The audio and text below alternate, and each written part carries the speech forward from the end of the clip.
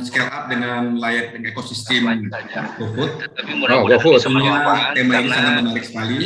Sedikit besarnya dan tentunya mengetahui dengan kehadiran dari teman-teman Gojek dan Gun Nusantara, Mas Krismas hadir sini akan memberikan informasi tentang bagaimana scale up channel penjualan melalui ekosistem GoFood. Oh, menarik nih ya. GoFood nih yang Pak Samsul dulu deh, kita memberi sambutan nih gimana? Ya, bentar. Ini GoFood nih menarik ini buat kaum rebahan.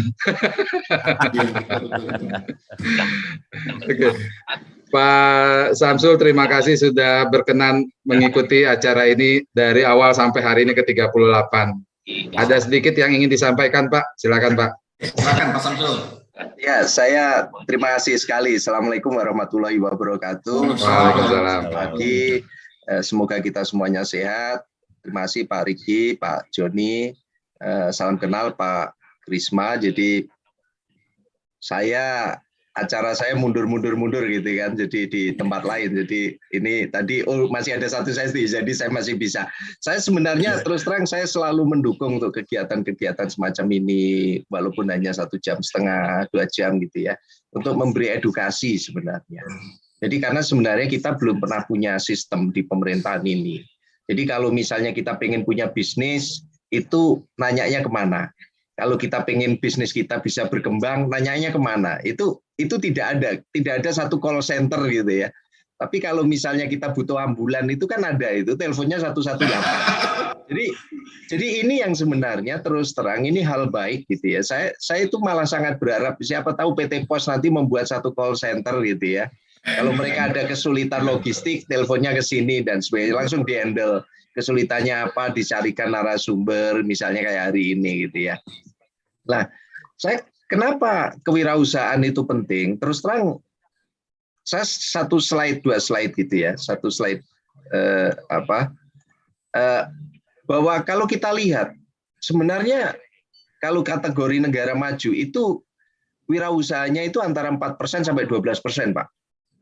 Ya kalau bisa 10% gitu penduduknya itu adalah pengusaha semua gitu. Itu sangat penting gitu kan. Nah, terus terang sebenarnya kita itu posisinya belum begitu bagus. Jadi kalau kita bicara mengenai Global Entrepreneurship Index, kita itu nomor 5 di ASEAN. Nomor 75 di dunia. Jadi belum bagus banget. Kita masih kalah dengan Singapura, kalah dengan Malaysia, kalah dengan Kamboja, kalah dengan Vietnam. Jadi posisi kita itu indeks kita itu 3,18. Jadi pengusahanya itu masih di bawah 4%, 3,18%. Singapura itu 8,7%. Jadi Malaysia 4,7%, ini Kamboja 4,2% dan Vietnam itu 3,7%. Jadi ini yang sebenarnya terus terang forum-forum semacam ini diharapkan menjadi inspirasi, gitu kan? Karena kalau kita bisa bisnis, kita bisa mengembangkan usaha, gitu ya. Itu tentunya akan mempunyai potensi untuk menyerap tenaga kerja. Pengangguran bisa terserap, kemiskinan bisa terkurangin, gitu kan? Daya beli kita juga menjadi lebih baik, gitu kan? Terus pertumbuhan ekonomi kita menjadi lebih baik. Jadi ini yang sebenarnya sangat penting. Nah, kalau kita lihat gitu ya, ada beberapa kasus yang menarik gitu ya. Success story kalau kita bicara mengenai kewirausahaan itu Amerika cukup bagus, Jerman gitu kan. Jadi Jerman itu punya pusat informasi untuk solusi usaha. Jadi kalau kita pengen punya usaha, tinggal telepon aja gitu ya. Nanti akan dibimbing. Israel juga malah bagus gitu, yang kurang bagus di Laos, Ethiopia gitu kan. Jadi regulasinya di kita itu bahkan untuk bikin PT perorangan boleh, koperasi juga mudah, bikin BUMDes itu didorong-dorong, ditagih-tagih, ditanya, modal usaha juga udah mulai banyak dan sebagainya. Jadi ini yang sebenarnya terus terang forum-forum semacam ini menjadi penting. Jadi peran seperti Mas Krisma Wibowo, trainer itu menjadi penting gitu ya. Jadi kami sangat berharap forum-forum ini kita lebih ke tidak di gagasan, tidak hanya di teori, tetapi oh ini loh prakteknya. Karena waktu kita juga nggak panjang kan, 1,5 jam, sehingga orang itu bisa, oh iya posisi kita seperti ini gitu ya. Sehingga nanti kalau misalnya mau pengen coaching, kami coaching nih, kami satu desa ini coaching ya, kontak aja Mas Krisma Wibowo kan gitu. Mau dihadirkan atau mau online gitu kan ya itu udah bicaranya udah bisnis to bisnis gitu kan. Kalau belajar gratisan itu seringkali jadi males kita gitu kan, kita berbayar gitu kan. Jadi ada semangat. Jadi saya rasa itu saja yang saya bisa sampaikan, Bapak dan Ibu sekalian. Saya selalu membuka dengan 1 slide, 2 slide aja gitu. Saya pikir saya nggak banyak ngomong. Nanti kan saya serahkan kembali ke Pak Riki, Pak Joni, dan kita simak sama-sama yang Pak Krisma Wibowo akan sampaikan. Terima kasih banyak. Selamat pagi. Wassalamualaikum warahmatullahi wabarakatuh. Waalaikumsalam. Terima kasih Pak Samsul. Indonesia lumayan tertinggal ya Pak ya, untuk mencetak wirausahawannya ya. Betul. Sebenarnya saya kok yakin banyak orang ingin jadi wirausaha. Cuma mesti telepon siapa gitu kan. Jadi gitu kan. Jadi kalau di Jerman itu ada Pak, telepon mereka nanti akan dibimbing. Ada hotline-nya gitu ya Pak? Ya, saya berharap teman-teman di Kementerian Perekonomian, Kementerian Koperasi UKM mungkin bisa mulai membuka link itu sehingga nanti kalau ada apa-apa mereka bisa dibantu. Oke, mantap. Nah, mudah-mudahan bisa terwujud dan melalui BUMDes Talk kita nih Pak John, mudah-mudahan bisa mencetak entrepreneur baru gitu ya. Gitu, baik dari BUMDes, UMKM gitu, koperasi maupun pebisnis lokal. Gitu. Oke. Pak John mungkin ada yang ingin disampaikan sepatah dua kata dari PT POS, Pak. Terima kasih Pak Riki. Assalamualaikum warahmatullahi wabarakatuh. Selamat pagi, salam sejahtera bagi kita semua. Yang saya hormati Pak Samsul Widodo, staf ahli Kementerian Desa dan PDRT. Terima kasih banyak sudah mendukung untuk kegiatan acara ini. Dan setiap kami hadir. Dan terima kasih juga ke Mas Krisma Wibowo dari Go Nusantara, dari GoFood maupun dari Gojek. Ini Gojek ini banyak banget nih. GoFood, ada Go Nusantara, kemudian ada Go Ads, macam-macam. Luar biasa, terima kasih Mas Krisma. Saya koordinasi dengan Pak Rudi dan teman-teman di Gojek untuk bisa menghadirkan narasumber yang kompeten. Ini GoFood ada di mana-mana. Kalau kami sebagai saya pembeli nih, langsung GoFood ini kayaknya harus kita hadirkan nih dari aslinya Gojek nih, trainernya nih, supaya teman-teman para UMKM maupun BUMDes, koperasi maupun pelaku-pelaku usaha lainnya bisa dapat manfaat dari informasi ini. Kemudian Pak Riki, terima kasih sudah memberikan kesempatan untuk kegiatan acara ini. Dan sekarang Indonesia hadir sebagai pendamping, sebagai sahabat UMKM dengan mendahului seperti kegiatan ini, melakukan pendekatan, melakukan memberikan insight-insight bisnis, generasi bisnis akan lebih meningkat bagi pelaku usaha. Indonesia dengan banyaknya lebih dari 4.000 cabang di seluruh Indonesia dan terkoneksi secara dunia antara postal tentunya akan menjadi bagian kemitraan dari teman-teman para UMKM, BUMDes dan koperasi. Kita punya 2 produk digital seperti POSPay. Aplikasi POSPay itu bisa di-download di Play Store atau di App Store untuk layanan keuangan, bisa pengiriman surat, bayar, dan pembayaran listrik dan sebagainya. Kemudian kita punya aplikasi Pos Aja, itu bisa di-download di aplikasi Play Store. Itu aplikasi adalah untuk melakukan permintaan atau liputan kirimannya dari rumah bisa dijemput oleh petugas pos dengan menggunakan aplikasi tersebut. Itu 2 aplikasi platform Pos Indonesia yang sudah dirilis ke publik. Kemudian kita memberi kesempatan juga teman-teman para UMKM, BUMDes koperasi untuk membuka layanan berwirausaha untuk layanan keyakinan. Seperti dari Pak Riki ini, beliau adalah main agent dari Pos B2B. Beliau nanti akan memaparkan juga bagaimana cara membuka usaha untuk layanan agen Pos. Rasa teman-teman yang sudah hadir di sini, terima kasih banyak para peserta. Dan saya sampaikan juga terima kasih banyak kepada TV Desa yang sudah melive-kan kegiatan acara ini. Teman-teman TV Desa, terima kasih sudah mengambil bagian untuk mensiarkan, untuk memberikan informasi sampai ke desa-desa. Sekali lagi terima kasih atas semuanya, atas kehadiran para peserta, dan jangan lupa pahami, ikuti, nanti pertanyaan lebih lanjut kita bisa berdiskusi lebih lanjut. Ya, demikian Pak Eki, terima kasih banyak. Assalamualaikum warahmatullahi wabarakatuh. Terima kasih Pak Joni. Jadi acara ini terselenggara atas kerjasama PT Pos Indonesia dengan PT Interindo Arta Kreasi. Kami percaya seperti yang tadi disampaikan oleh Pak Samsul, bahwa kita perlu mencetak para pengusaha-pengusaha baru, gitu ya. Karena ketika kita awal bikin BUMDes ini, kita melihat banyak teman-teman dari BUMDes, dari koperasi UMKM, mereka punya produk, tapi kesulitan dalam memasarkan. Makanya dari Pak Joni ini senantiasa menghadirkan pembicara-pembicara yang insya Allah bisa meningkatkan literasi bisnis teman-teman semua. Seperti hari ini nih ada Mas Krisma Wibowo dari GoFood. Nah ini yang sangat diandalkan seperti saya nih yang tadi saya bilang. Kaum rebahan semua Pak Jon. Dan ini GoFood ini kurang ajar ini Pak Jon. Yang bikin saya jadi tambah berat badan lagi pandemi kemarin, Pak. Gitu. Dan iya, jadi itu tiap sore ataupun kadang malam lagi kumpul keluarga, kadang iseng. Jadi jempol ini iseng kadang Pak Jon, pengen ngemil. Ya udah kita buka lah GoFood gitu kan. Kita pesen GoFood. Dan kurang ajarnya nih, salah 2, salah 3, salah 4 GoFood. Saya pesen martabak, udah murah enak pula lagi Pak Jon. Ada promo ya Pak Riki ya? Iya. Jadi besok lusa tuh bisa pesen lagi gitu.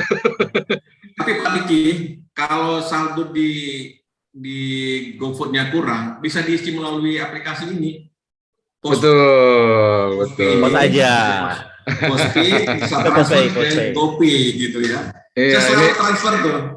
Juga saya mengiklankan kegiatan ini melalui Facebook Ads, melalui aplikasi itu, GoPay. Iya.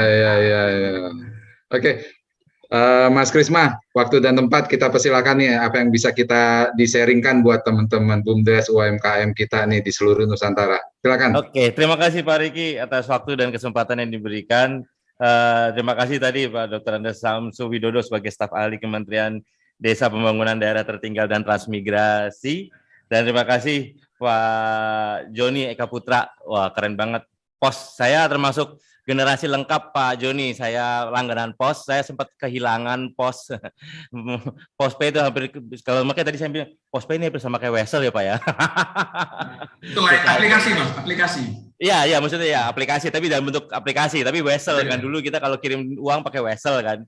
Oh dalamnya ada Wesel segala macam.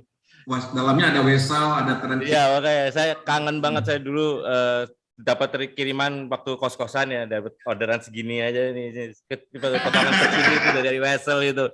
Itu nilainya luar biasa. Makanya saya merasa wah kenangan terbaik saya ya bersama pos lah. Kirim lamaran pakai pos. Zaman-zaman indah dulu. Dengan kadang-kadang saya mikir itu palu buat apa gitu ya, orang-orang di dalam pakai palu jedak jeduk.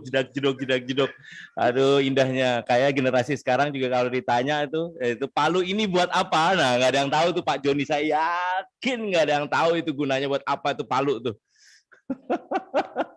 Kalau itu untuk memukul perangko ya? Iya betul. Nah untuk memukul perangko, makanya generasi sekarang nggak tahu tuh, pasti mikirnya itu palu buat mukul palu. Tidak, itu palu buat ya meregistrasi perangkonya bahwa sudah dicap oleh pos.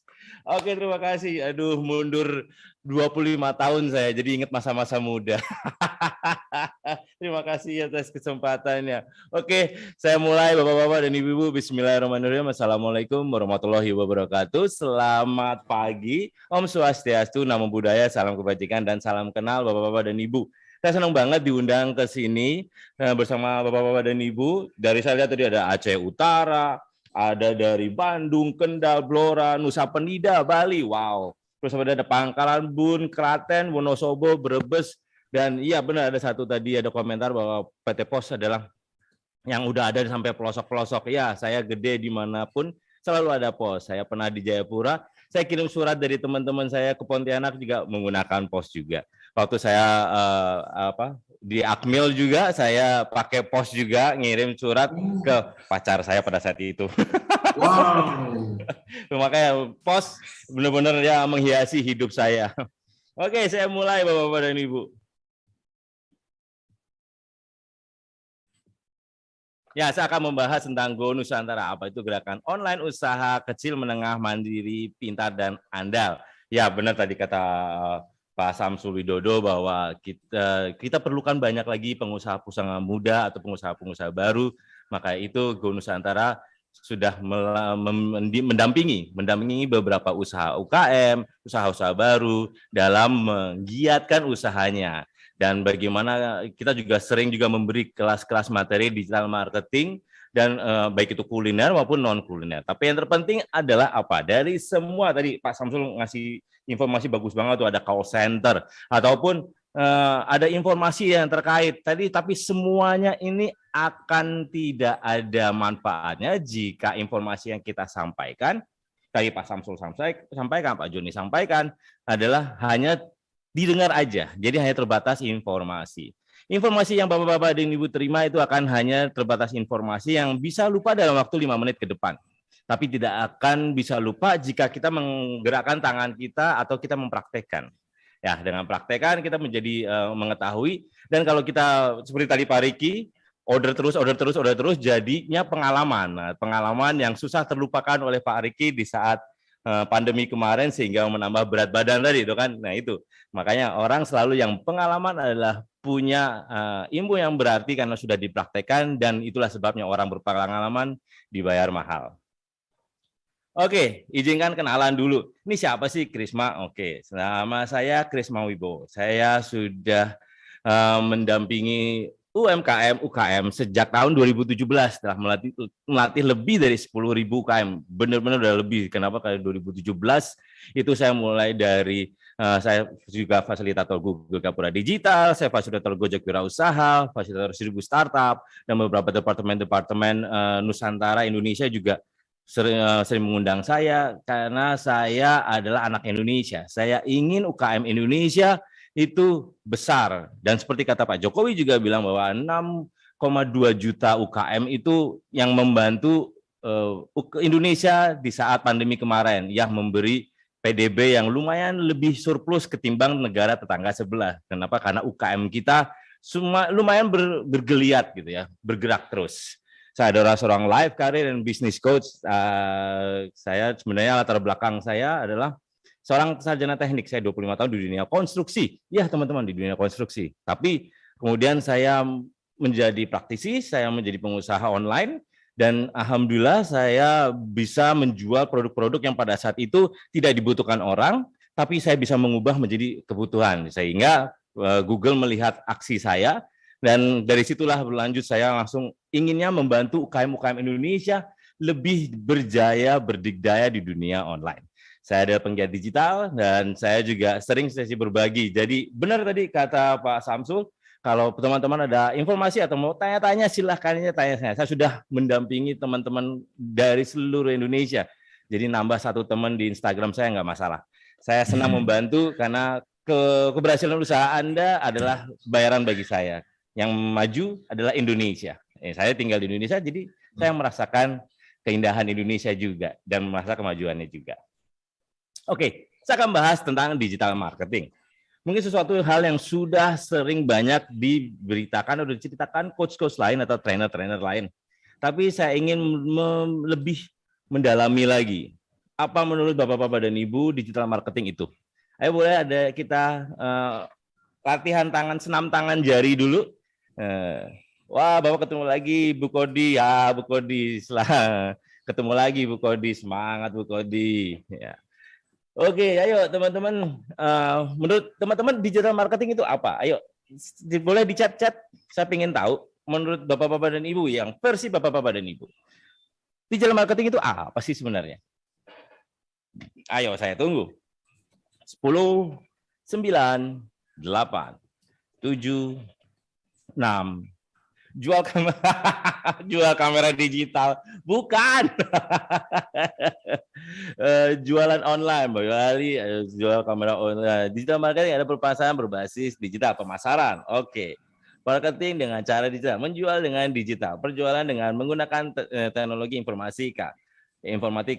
Pasar online, punten Bu, ada link sertifikatnya. Oke. Memanfaatkan internet, menggunakan aplikasi untuk berjualan. Betul tadi. Salah satu adalah kalimat yang benar adalah pemasaran. Sebenarnya bukan hanya pemasaran, tapi adalah bagaimana Anda bisa ditemukan nggak di dunia digital. Seperti tadi saya bilang, nama saya Krisma Wibowo. Teman-teman mungkin kepo gitu. Silakan aja Google nama saya, Krisma Wibowo, CHRISMA spasi Wibowo. Di situ ada informasi tentang saya semuanya. Nah, begitu juga saya harapkan dari teman-teman UKM juga punya hal yang sama. Pak Kris atau Mas Kris, usaha saya ABCD itu, dan saya brandnya adalah coba aja cari di Google, pasti ada. Nah, itulah yang saya ingin dari semua UKM. Jadi bisa dicari di dunia digital. Makanya seperti itu, teman-teman mau cari tahu tentang saya, silakan aja Google Krisma Wibowo. Nah, teman-teman akan melihat tuh ada ulasan dari peserta-peserta, berita-berita tentang saya, promosi-promosi tentang saya gitu, sehingga kita bisa mudah transparansi terhadap produk layanan kita. Makanya itulah teman-teman, disitulah maksudnya di sini, yaitu bagaimana kita memberi identitas dari bisnis kuliner kita untuk memperluas pangsa pasar dan memperluas jaringan pemasaran.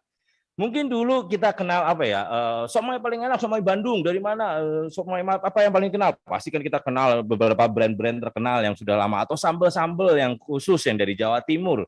Sambal geprek atau sambal sambal mertua mengamuk dan segala macam, pasti ada banyak informasi-informasi itu. Tapi pada saat itu dulu kita melihatnya adalah omongan dari mulut ke mulut.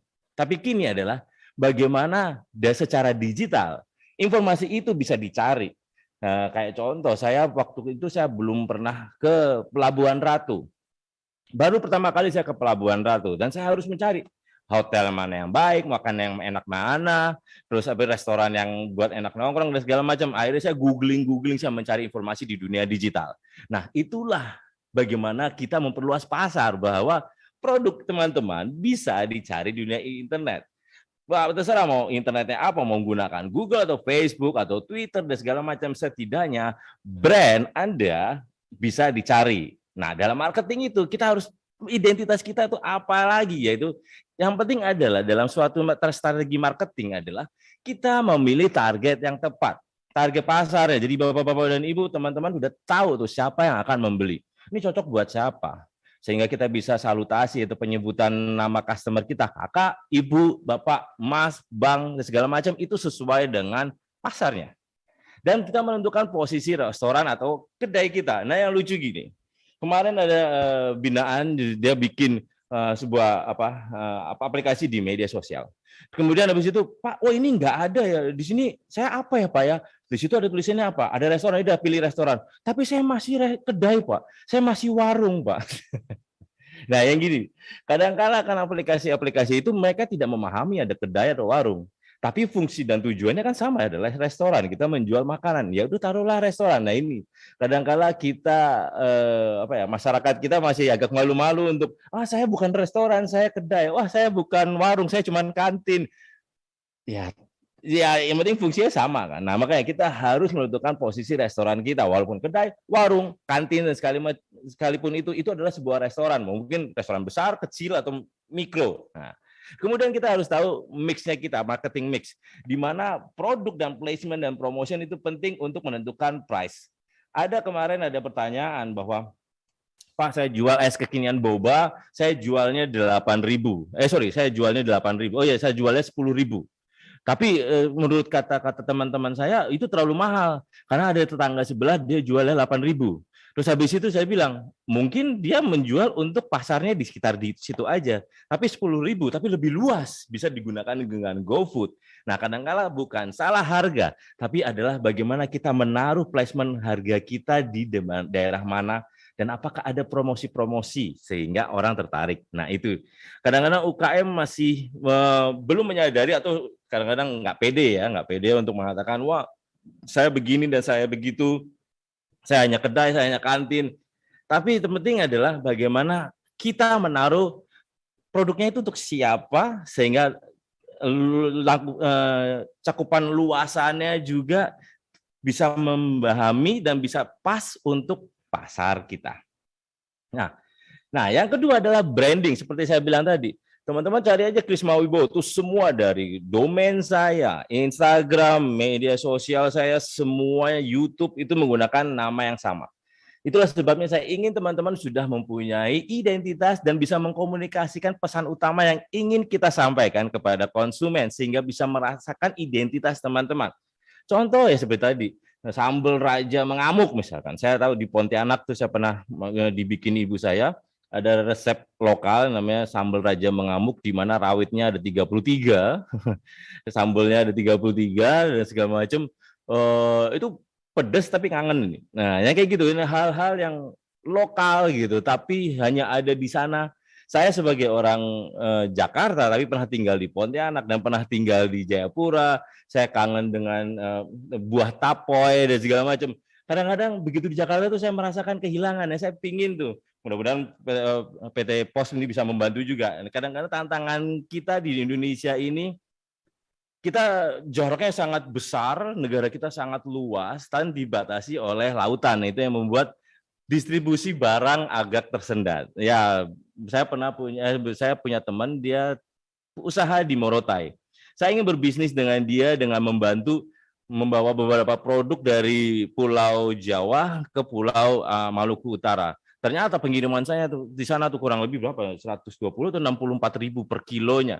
Nah, yang kayak gitu kita langsung bingung kan, mau kasih harga jual berapa kalau harga pengirimannya aja sudah setinggi itu, 1 kilo 64.000. Nah, yang kayak gitu-gitu jadi membuat, ya kemarin ada pertanyaan juga bahwa gimana caranya Indonesia biar menjadi kohesif, menjadi satu kesatuan. Saya bilang agak berat, terutama di distribusi pengiriman barangnya. Tapi kita semua akan bisa. Kenapa? Karena kita negara yang suka gotong royong. Ya.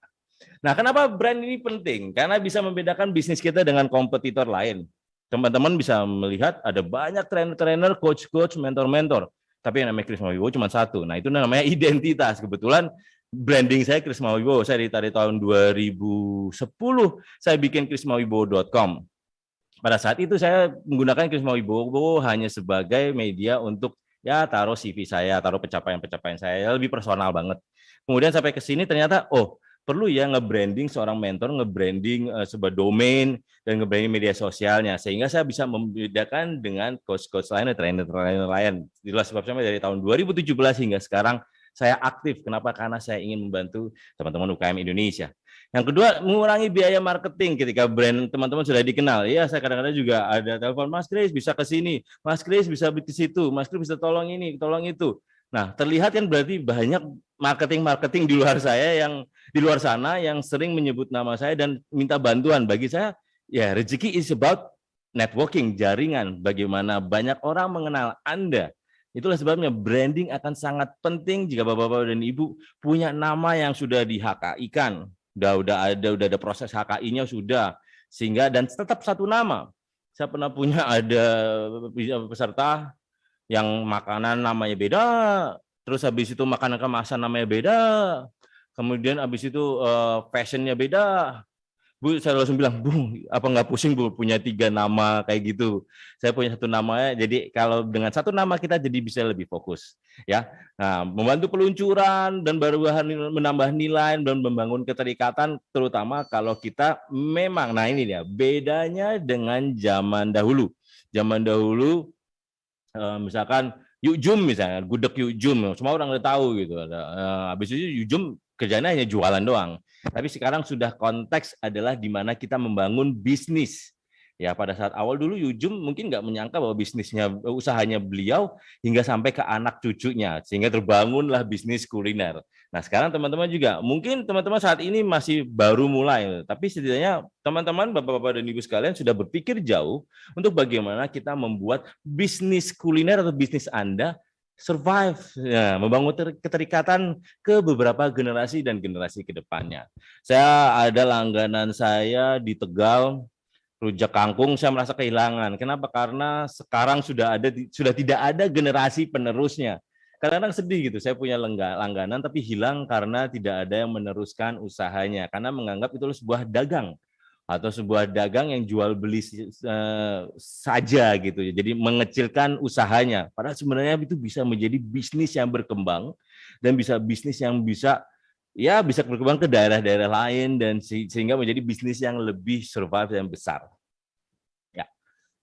Tahapan-tahapan dalam membangun dan melakukan branding bisa sebagai berikut, teman-teman. Ya, bisa kita tahu desainnya, desain konsepnya, warnanya. Nah, kalau mengenai warna, riset dari sebuah dokumenter gitu, film dokumenter, saya pernah lihat bahwa warna merah dan warna kuning itu adalah cocok untuk bisnis kuliner. Entah kenapa, saya cuma menceritakan apa yang saya dapat, informasi data yang saya dapat, merah dan warna kuning. Makanya saya pikir-pikir, oh ya juga ya, beberapa brand waralaba kuliner besar dari luar negeri juga menggunakan warna-warna tersebut. Kemudian logo akan menarik dan mudah dikenali pelanggan. Saya ada teman, dia dulu brandnya jadul banget, terus kemudian dia mendapat coaching dan segala macam, sehingga logonya sekarang sudah menarik dan memberi napas baru. Sama seperti Gojek kan. Gojek dulu brandnya jadul banget, yaitu cuma naik motor, terus habis itu ada gambar wifi doang. Sangat menunjukkan apa yang dia lakukan. Tapi kemudian semakin berkembangnya zaman, logo makin berubah sehingga memberi semangat baru. Nah itu juga bagus. Kalau logonya menarik dan mudah dikenali pelanggan, akan memberi rasa keterikatan juga. Apalagi yang zaman-zaman sekarang itu. Teman-teman suka memaknai jadi minimalis gitu.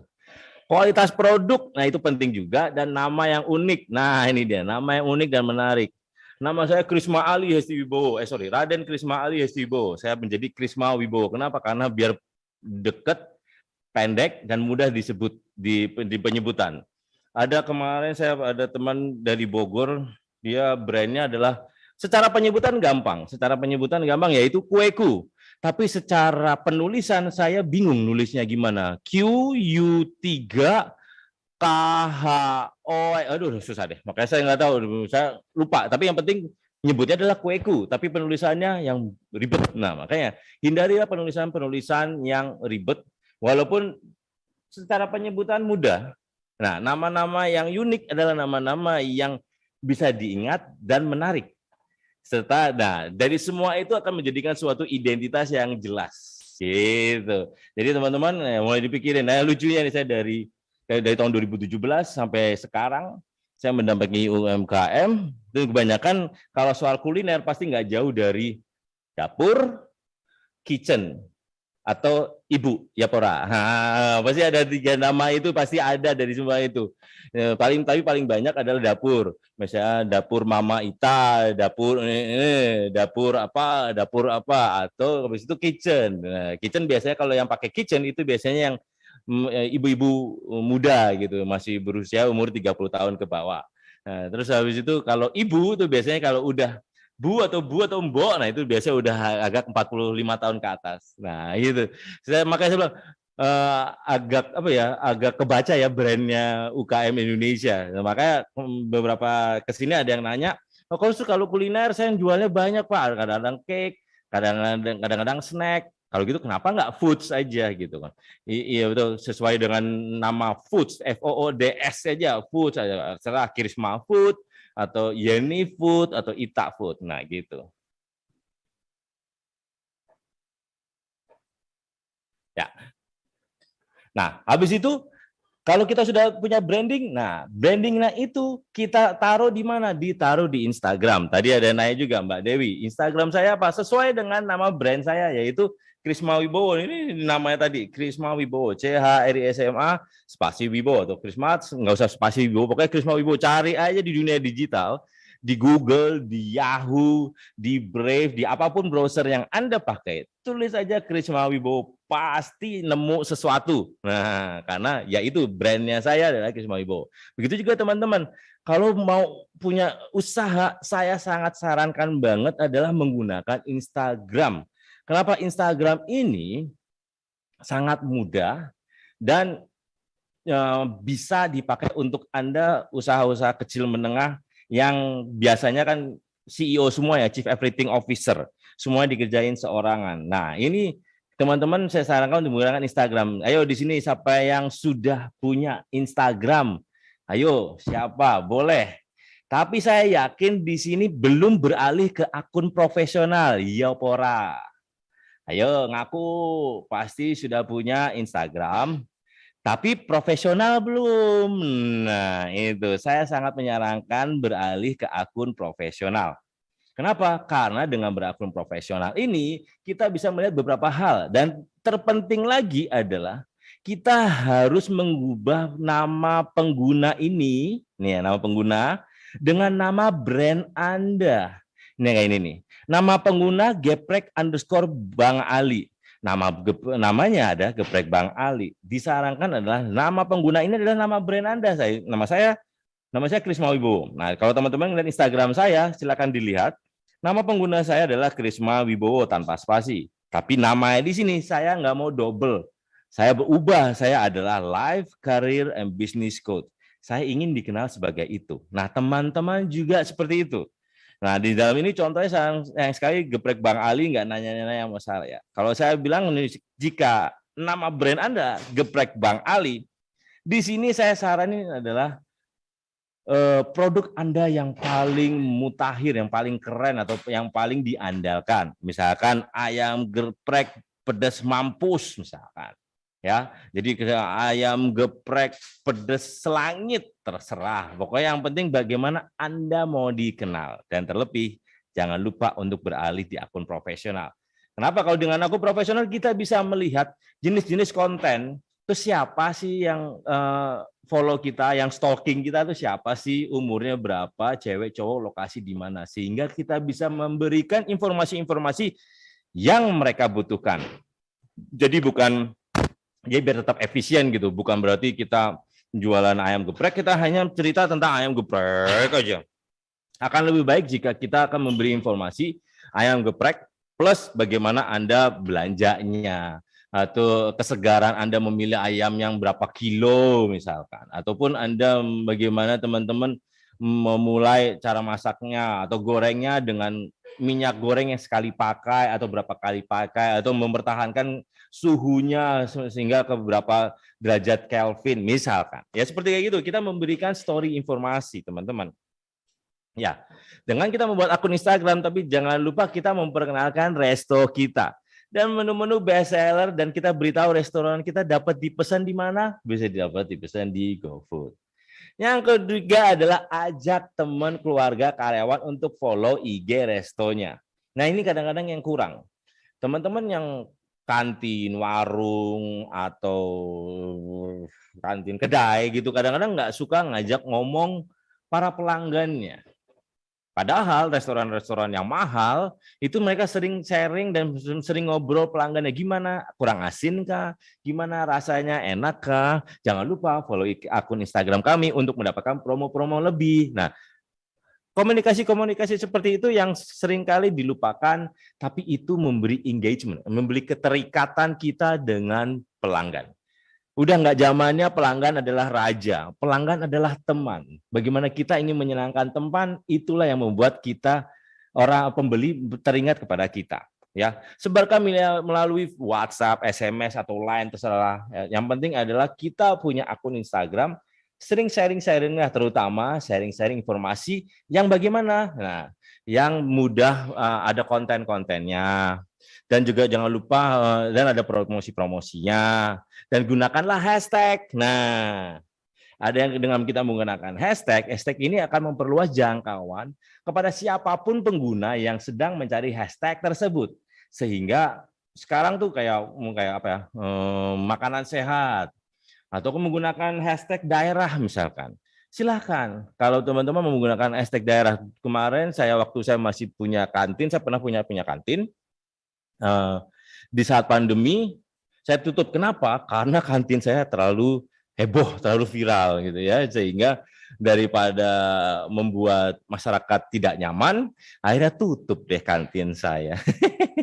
Daripada didenda 50 juta pada saat itu kan, kalau terlalu ramai akan didenda, makanya ya sudah kita tutup kantin saya. Nah, karena ya itu saya rajin menggunakan posting, hashtag, dan seperti kayak gini, alhamdulillah disuruh tutup. Dan saya masih belum buka lagi sekarang, tapi tunggu aja. Mungkin saya next saya akan buka. Tapi sekarang saya punya hotel, dan alhamdulillah hotelnya itu yang sejak pertama kali buka sampai sekarang, saya occupancy rate-nya di atas 95%. Itu kenapa saya lakukan? Saya menggunakan hashtag ini, mempromosikan, menggunakan Instagram, dan memberikan informasi-informasi secara branding, ataupun secara informasi umum, ya seperti menjaga lingkungan, terus nyamannya staycation di tempat saya, di tempat kami. Nah, seperti kayak gitu yang teman-teman harus aktif melakukannya. Kemudian kontennya seperti apa sih? Ingat, kalau berurusan dengan Instagram, teman-teman cukup memberi konten tentang gaya hidup. Ya, gaya hidup. Apapun produk Anda, jika Anda mempromosikan di Instagram, saya sangat menyarankan untuk sesuai dengan gaya hidup. Temannya apa? Kita jualan ayam geprek, ya temannya tempe goreng, besek, dan segala macam, karena inilah model bungkusannya. Ataupun ya gaya hidup, ya kalau mereka yang nongkrong-nongkrong di foto dan segala macam, apalagi kalau yang ulang tahun, kita berikanlah informasi-informasi itu. Semua orang, semua manusia ingin diperlakukan unik. Oleh sebab itu, jika mereka dianggap mereka unik dan dimasukkan dalam post Anda, mereka akan membangun keterikatan dengan usahanya teman-teman. Nah, itu aja. Jangan menggunakan Instagram hanya untuk jual pensil, harga 50.000, udah cukup. Jual ayam geprek, ayam 15.000, udah cukup. Jual kue snack, kue bawang, snack bawang, satu bungkusnya 15.000, udah gitu dong. Sangat sangat tidak informatif, sangat tidak menarik, sehingga orang malas jualan lagi, jualan mulu.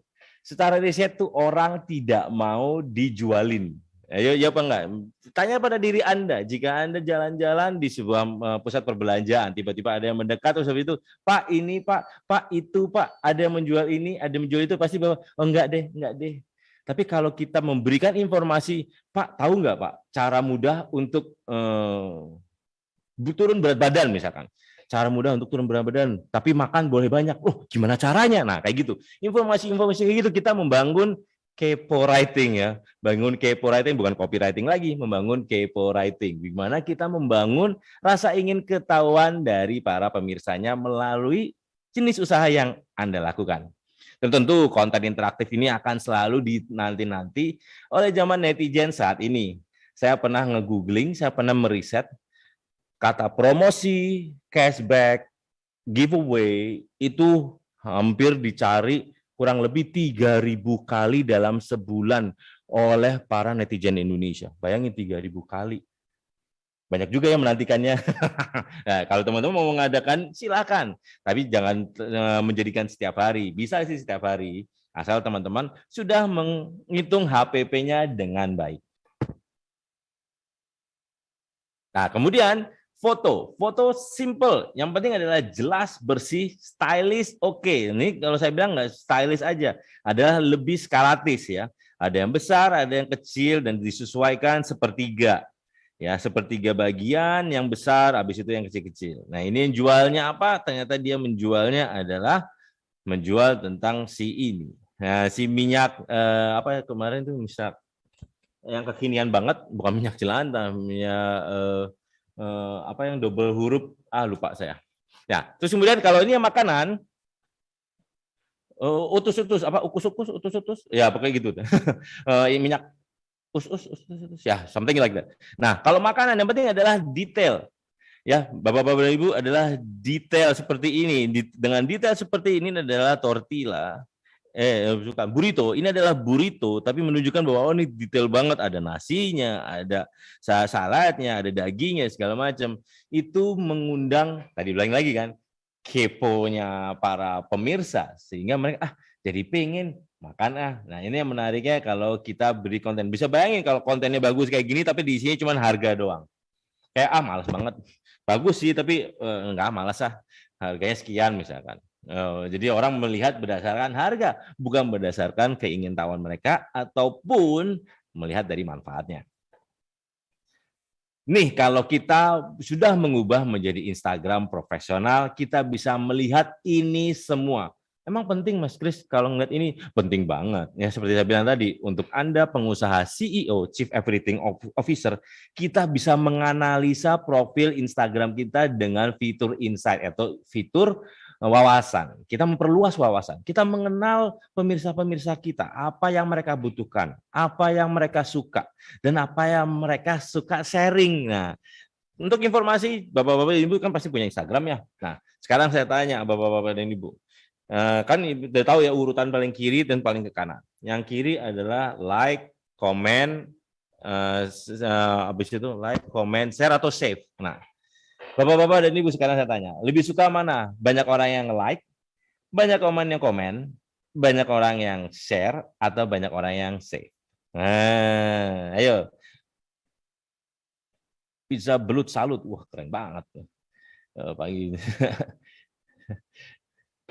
Kalau akun IG-nya di privat, ya nggak jualan dong kalau privat. Kalau menurut saya akun jualan setidaknya mudah dicari di media sosial. Makanya kan namanya media sosial, di mana media untuk sosial, bukan media private.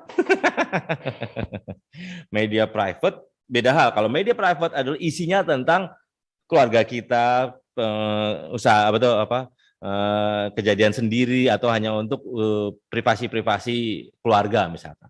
Itu media private. Tapi kalau media sosial adalah bagaimana Anda bisa ditemukan di dunia internet. Ya, ini tadi bagus tuh. Ada lebih suka banyak yang live and comment, like and share. Lebih banyak yang like daripada komen. Nah, lebih suka banyak yang like daripada yang share. Waduh. Nah, nih sekarang saya tahu. Saya kasih tahu nih rahasia ya, rahasia. Jadi rahasia umum karena saya ngasih tahu di muka umum. Apapun media sosial yang Anda pakai, yang pasti adalah dari kiri ke kanan. Yang kiri misalkan nilainya 1, yang geser 1 lagi itu nilainya 2. Geser 1 lagi itu nilai 3 dan geser yang 1 lagi itu adalah nilai 4. 1 sama 4 itu besaran mana? Nah, kan pasti besaran yang 4. Itulah sebabnya saya sih lebih suka banyak yang save ketimbang banyakkan yang like. Kenapa? Karena secara algoritma, ini kan, dunia digital itu kan dibuat berdasarkan pemrograman ya, kode bahasa pemrograman. Jadi mereka akan menginformasi dan mencatat konten-konten apa sih yang banyak yang di-like, banyak yang di-komen, banyak yang di-save, atau banyak yang di-share atau banyak yang di-save. Nah, pada saat itu kalau banyak yang di-save, artinya si robot pemrograman tadi memahami bahwa jenis konten ini akan sangat bermanfaat kepada orang yang next-nya nanti akan menceritakan atau mencari. Itulah sebabnya saya lebih suka banyak yang save ketimbang banyak yang like. Nggak apa-apa, like-nya 1, tapi yang save 20, saya senang. Kenapa? Karena kadarnya 20 kali 4. Nah, berarti kan ada lebih banyak dibanding 1. Ataupun yang like-nya ada 1000, tapi yang save-nya baru 25. Berarti kan sama aja. Nah, kayak gitu. Seperti itu, teman-teman. Itulah bedanya. Jadi kita bisa menganalisa dan mengevaluasi konten-konten yang kita berikan kepada pemirsa kita. Jadi kita sama aja kita menanam, sudah pasti dan sudah tahu bakalan ada hasilnya ketimbang kita nyoba ini, nyoba itu, nyoba ini, nyoba itu. Gitu. Ya, teman-teman. Wah, semua. Kalau semua mah karuan. Saya jadi ingat kalau semua mah ya maunya semuanya, ya udah. Kalau untung kan media sosialnya gratis. Tapi kalau kita nggak punya waktu, kalau kita kan selalu ada pilihan adalah kita punya uang atau kita punya waktu. Ya, kalau yang nggak punya uang, berarti kita harus menyediakan waktu untuk membuat usaha profil Instagram kita semakin membesar. Nah, tapi kalau yang punya uang gimana? Ya, kalau yang punya uang kita memanfaatkanlah iklan digital. Gitu. Jadi harus ada dua. Jadi kalau bapak-bapak, wah Mas Kris, saya budgetnya minim, ya sudah sediakan waktu untuk usaha profil digitalnya bisa dikenal oleh banyak orang. Ya itu bikin konten secara konsisten. Jika Anda punya waktu tapi nggak punya dana. Nah, tapi kalau Anda, wah saya sibuk Mas, tapi saya dana adalah, ya sudah silahkan manfaatkanlah dengan iklan digital. Di mana iklan digital ini kita bisa mampu menspesifikasikan secara spesifik kepada pasar yang Bapak-bapak dan Ibu siapkan. Ya, seperti spesifik target pasar, jenis kelamin dan segala macam kita bisa spesifikasikan. Ya, mengapa berikan penting? Yaitu kita bisa meningkatkan citra produk dan merek, kita bisa mendorong lebih cepat konsumen untuk mencoba. Kayak gini, kepo writing nih kan. Nah, kepo writing ini ada tulisan yang sponsored. Nah, menunjukkan eksistensi bisnis kepada konsumen. Jadi brand awareness-nya itu sudah kedapet gitu. Wah, kalau saya mikirin ayam geprek, saya mikirnya itu aja deh. Atau saya kopi, saya ingatnya dia aja, brand yang itu misalkan. Itu karena ada menunjukkan eksistensi, karena kita sering bikin iklan. Karena ada beberapa fungsi juga dalam beriklan digital itu adalah menciptakan brand awareness.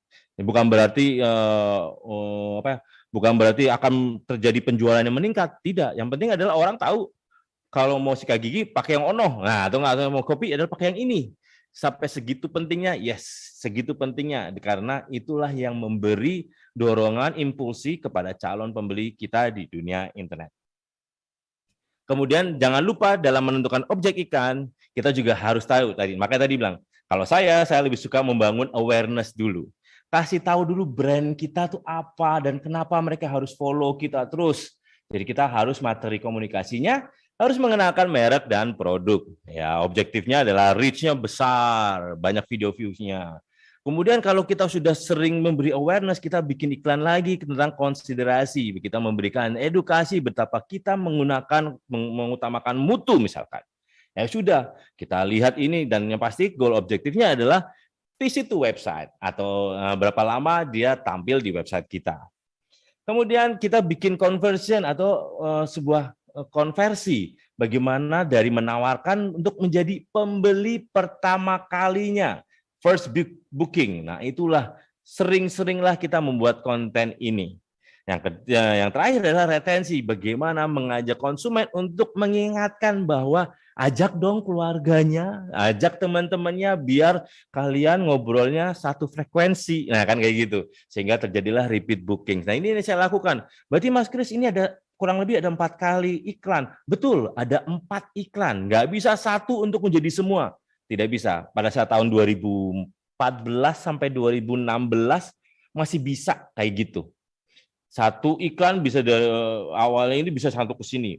Pada saat tahun itu bisa. Tapi sekarang masyarakat semakin jeli dan masyarakat menolak untuk dijualin. Jadi dia merasa malas kalau ini jual lagi. Nah, kita lah yang menentukan lebih kayak soft selling ya. Kita soft selling, jangan langsung hard selling, tapi soft selling yaitu satu persatu dari awareness, consideration, conversion hingga menjadi pelanggan kita dari awalnya. Ngintip-ngintip jadi pembeli, kemudian jadi pelanggan. Ya.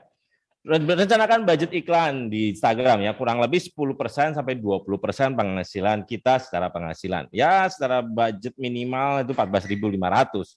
Namun berpotensi reach awareness sehingga menjadi 14.000 orang. Bisa kebayang nggak 14.000 orang? 14.000 orang tuh kurang lebih ya seperempatnya Gelora Bung Karno. Nah itu, jadi Gelora Bung Karno itu maksimalnya kan 70 atau 80.000. Nah seperempatnya, nah itulah 14.000. Murah kan? Nah, itu saya suka tentang iklan di dunia digital adalah udah specified, fokus banget, dan harganya murah.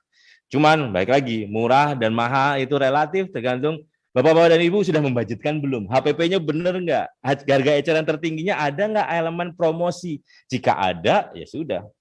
Nah, apalagi sekarang ada the rule of seven, setidaknya diperlukan 7 kali melihat penawaran sebelum membeli. Dan diperlukan setidaknya 7 kali untuk mendapat mengingat iklan. Saya dulu waktu jualan rumah kurang lebih ada hampir 11 sampai 15 kali orang melihat baru mereka datang ke lokasi perumahan ataupun ke iklan rumah saya. Kemudian apa? Inovasi. Nah, pada saat di era pasca pandemi dan masa pandemi kemarin adalah inovasinya adalah kita harus mengembangkan usaha sesuai dengan inovasi-inovasi yang dibutuhkan, seperti buat spesifik menu imun booster, atau kan hadirkan menu lauk frozen misalkan, atau vakum. Dan yang terpenting adalah kita juga gimana kita harus membangun sociopreneur kita, yaitu menyediakan produk yang memiliki nilai sosial. Seperti menu traktir driver Gojek, bundling menu satu untuk pelanggan untuk satu driver Gojek, silahkan. Itu termasuk inovasi. Ya, silahkan banyak. Nih, kayak gini, traktir driver Gojek juga boleh. Nah, ini yang penting adalah kita mempunyai atau memahami arah ke sana. Yang penting kita selalu beradaptasi terhadap apa yang ada. Makanya pada saat pandemi kemarin, UKM paling banyak yang membantu pendapatan domestik brutonya negara kita karena ini. UKM mampu beradaptasi dan mampu berinovasi dengan lebih cepat. Dan untuk membangun kepercayaan, kita harus posting-posting tentang kebersihan, terus habis itu cek vaksinasi dari para karyawan timnya, terus bagaimana Anda menggunakan masker, sarung tangan, itu boleh dijadikan konten. Ya, proses makanan, packagingnya, terus bagaimana kita harus memahami semua, nah itu akan sangat baik banget. Terutama jika teman-teman sudah mempunyai sertifikat CHSE, adalah sertifikat yang diberikan oleh Kemenparekraf untuk pelaku usaha pariwisata yang mengimplementasikan protokol kesehatan. Pendaftaran dapat dilakukan di chse.kemenparekraf.go.id. Ya, ini akan bagus banget karena dari semua ini akan menambah validasi kepercayaan bagi pelanggan atau pembeli Anda. Dan selalu pantau protokol pemerintah ya. Terutama di beberapa daerah sudah ada yang agak lebih udah sampai level 1, nah, silahkan, tapi ada beberapa mungkin masih level 2, ya kita harus ikuti terus protokol pemerintah dan kita informasikan dalam media sosial kita. Habis itu ngapain? Jika teman-teman sudah punya, sudah tahu manfaatnya branding, sudah tahu bahwa digital marketing itu bagaimana kita mudah ditemui di dunia digital. Terus habis itu teman-teman Instagramnya sudah berubah menjadi Instagram profesional. Sudah bergabung, nah sekarang yuk kita bergabung dengan GoBiz. Kenapa? Karena dengan teknologi Gojek menjadi inklusif dengan 3 aplikasi ini, yaitu aplikasi untuk konsumen, aplikasi untuk mitra driver, dan yang terpenting adalah ini, aplikasi untuk mitra usaha, di mana meningkatkan omset dan skala usaha. Baik itu teman-teman, yang semua jenis usaha Mas. Iya, semua jenis usaha. Ya. Yuk kita kenalan ya, apa sih GoBiz itu? Nah, GoBiz ini adalah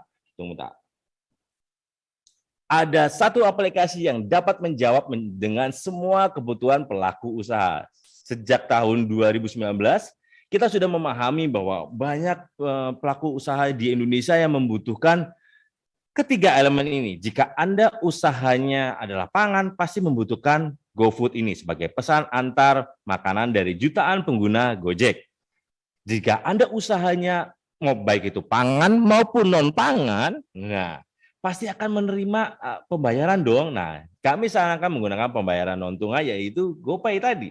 Ataupun apapun usaha Anda pasti akan membutuhkan operasional bisnis kan, yaitu dengan GoKasir ya, mencatat transaksi secara digital dan ini gratis. Nah, menariknya itu. Gimana cara bergabungnya ke GoBiz? Langkah-langkahnya cuma 3 ini adalah registrasi, verifikasi, dan aktivasi. Untuk semua layanan 3 tadi, ya registrasi, dokumen-dokumen yang dibutuhkan apa aja, dan verifikasi itu bagaimana, saya akan jelaskan. Nah, untuk registrasi, dokumen yang diperlukan untuk daftar GoBis ini adalah kartu tanda penduduk KTP yang belum pernah terdaftar di GoBis. Dan nomor rekening pemilik usaha untuk pencairan transaksi, dan alamat email outlet yang aktif, dan nomor ponsel outlet untuk login GoBisnya. Ini sangat diperlukan. Ya. Kalau untuk NPWP, ya itu opsional jika teman-teman ingin menarik tarif PB1 dari usahanya. Data-data yang di bold, yang di bold ini, yang diterangkan atau ditebal ini, itu bersifatnya wajib dan akan digunakan untuk mendaftarkan usaha dan memverifikasi usaha Anda bahwa usaha Anda telah mencantumkan dengan benar. Nah, habis itu ya udah registrasi, download di GoBis di Play Store. Nah, GoBis ini hanya tersedia di Android ya, di Play Store, belum ada di App Store atau di Apple Store, belum ada. Jadi hanya menggunakan handphone berbasis Android. Nah, seperti tadi, ada progres-progresnya jika Bapak-Bapak dan Ibu sudah mengupload informasi-informasi ini semua akan berubah warnanya menjadi ungu. Nah, itu juga ada layanan yang Anda inginkan, bisa Anda pilih. Tapi yang pasti adalah GoPay itu selalu aktif. Kalau GoFood ataupun GoKasir ini adalah opsional. Bapak-Bapak dan Ibu bisa mengaktifkan ataupun bisa tidak. Tapi untuk GoPay harus aktif. Tips memasukkan data nah itu jangan blur, harus sesuai dengan arahannya, dan data di KTP terbaca dengan jelas. Nah gitu, foto KTP terang, jelas, pemilik bersama KTP, jangan lupa senyum, terus kemudian kondisi KTP dalam keadaan baik.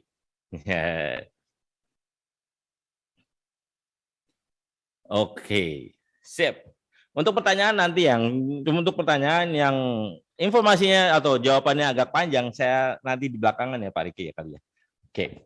Tahapan verifikasi. Nah, tahapan verifikasi akan berlangsung selama 2 hari kerja. Ini verifikasi apa? Bahwa verifikasi datanya benar dengan informasinya sudah jelas semua.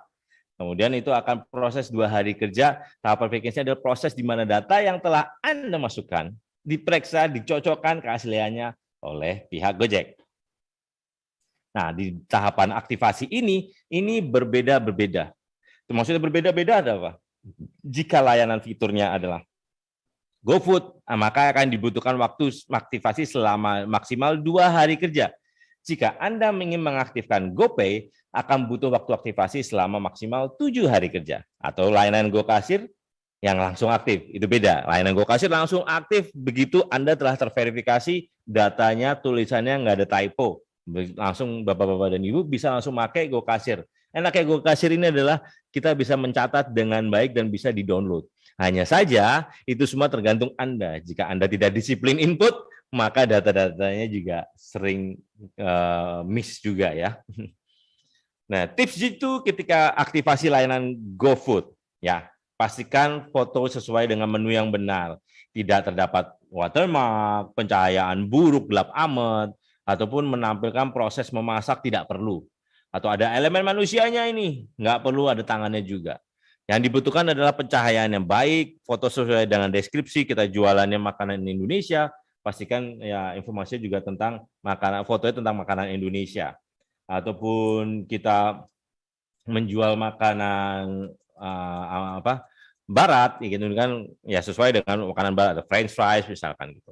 Dan ukuran fotonya 1:1. Ini sangat disarankan.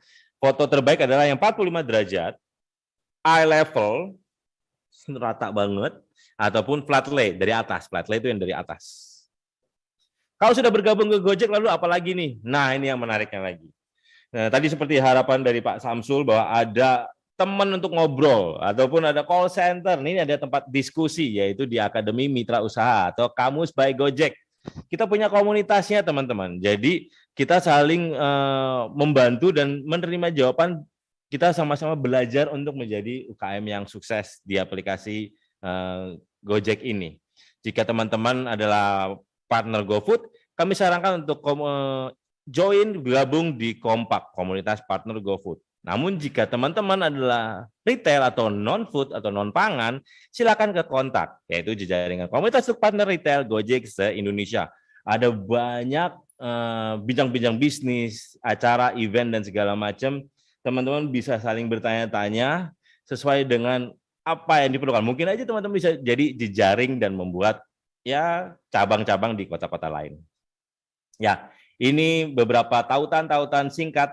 Jika teman-teman sudah menjadi mitra GoFood, silakan ke bit.ly/kompak FB. Kompak FB-nya tulisannya besar semua. Jika teman-teman non pangan, silahkan ke gjk.id/gabung kontak. Kontaknya pakai G dan semuanya huruf kecil. Yang ini semuanya huruf besar, yang ini semuanya huruf kecil. Mudah, jadi semua tergantung teman-teman. Teman-teman mau bergabung, mau membesarkan usahanya, atau mau tetap menjadi pedagang, atau hanya penjual, silahkan. Tapi Anda ingin membangun menjadi sebuah bisnis, ayo deh, bangun bersama di ekosistem Gojek ini. Dan ini yang terpenting, dalam dunia digital, teman-teman harus memperhatikan beberapa hal yang sangat sangat dijaga, yaitu jangan menggunakan nomor telepon atau email pribadi untuk mendaftar sebagai mitra. Kenapa? Karena takutnya terganggu. Kalau Anda merasa tidak apa-apa, boleh saja. Tapi kami khawatirkan takut terganggu.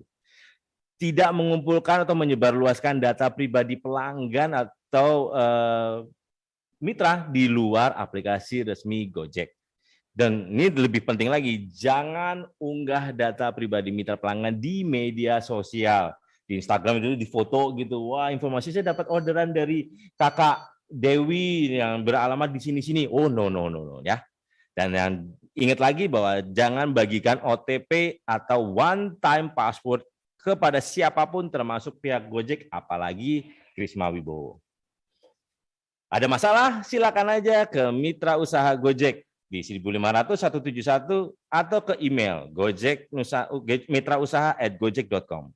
Nih, tips dari saya yang ada di slide, jika teman-teman ada kendala di GoFood-nya atau di aplikasi GoPay dan segala macam, saran saya adalah email dulu ke mitrausaha@gojek.com, nanti teman-teman akan mendapatkan nomor antrian atau nomor keluhan. Nah, dari nomor keluhan itu kita telepon ke 1500 171 untuk kita follow up statusnya bagaimana. Apakah sudah ada jalan keluar, apakah sudah terselesaikan. Yuk gabung GoGobis. Teman-teman, arahkan kamera handphone ke barcode di samping untuk mendapatkan e-book GoBiz atau klik link berikut. gjk.id/e-book GoBiz. Ya. Tadi teman-teman ada yang nanya, saya materi bisa itu, silakan aja ke gjk.id/e-book GoBiz ini, ya bisa tentang mendapatkan e-book GoBiz yang ada di slide ini. Atau untuk ingin tahu mengenai tata cara mendaftar GoBiz, silakan ke gobiz.co.id/daftar. Ini akan langsung dikasih tahu tata cara mendaftar GoBiz-nya. Oke, kita kembalikan ke Pak Riki. Kita sesi tanya jawab dulu. Suai. Wah, Pak Rikinya. Terima kasih, Mas Baik, ya bentar. Kita nyalakan teman-teman yang ingin bertanya. Oke, sudah bisa. Silakan dinyalakan mic-nya, nyalakan videonya. Atau yang ingin bertanya di kolom chat juga boleh, silakan.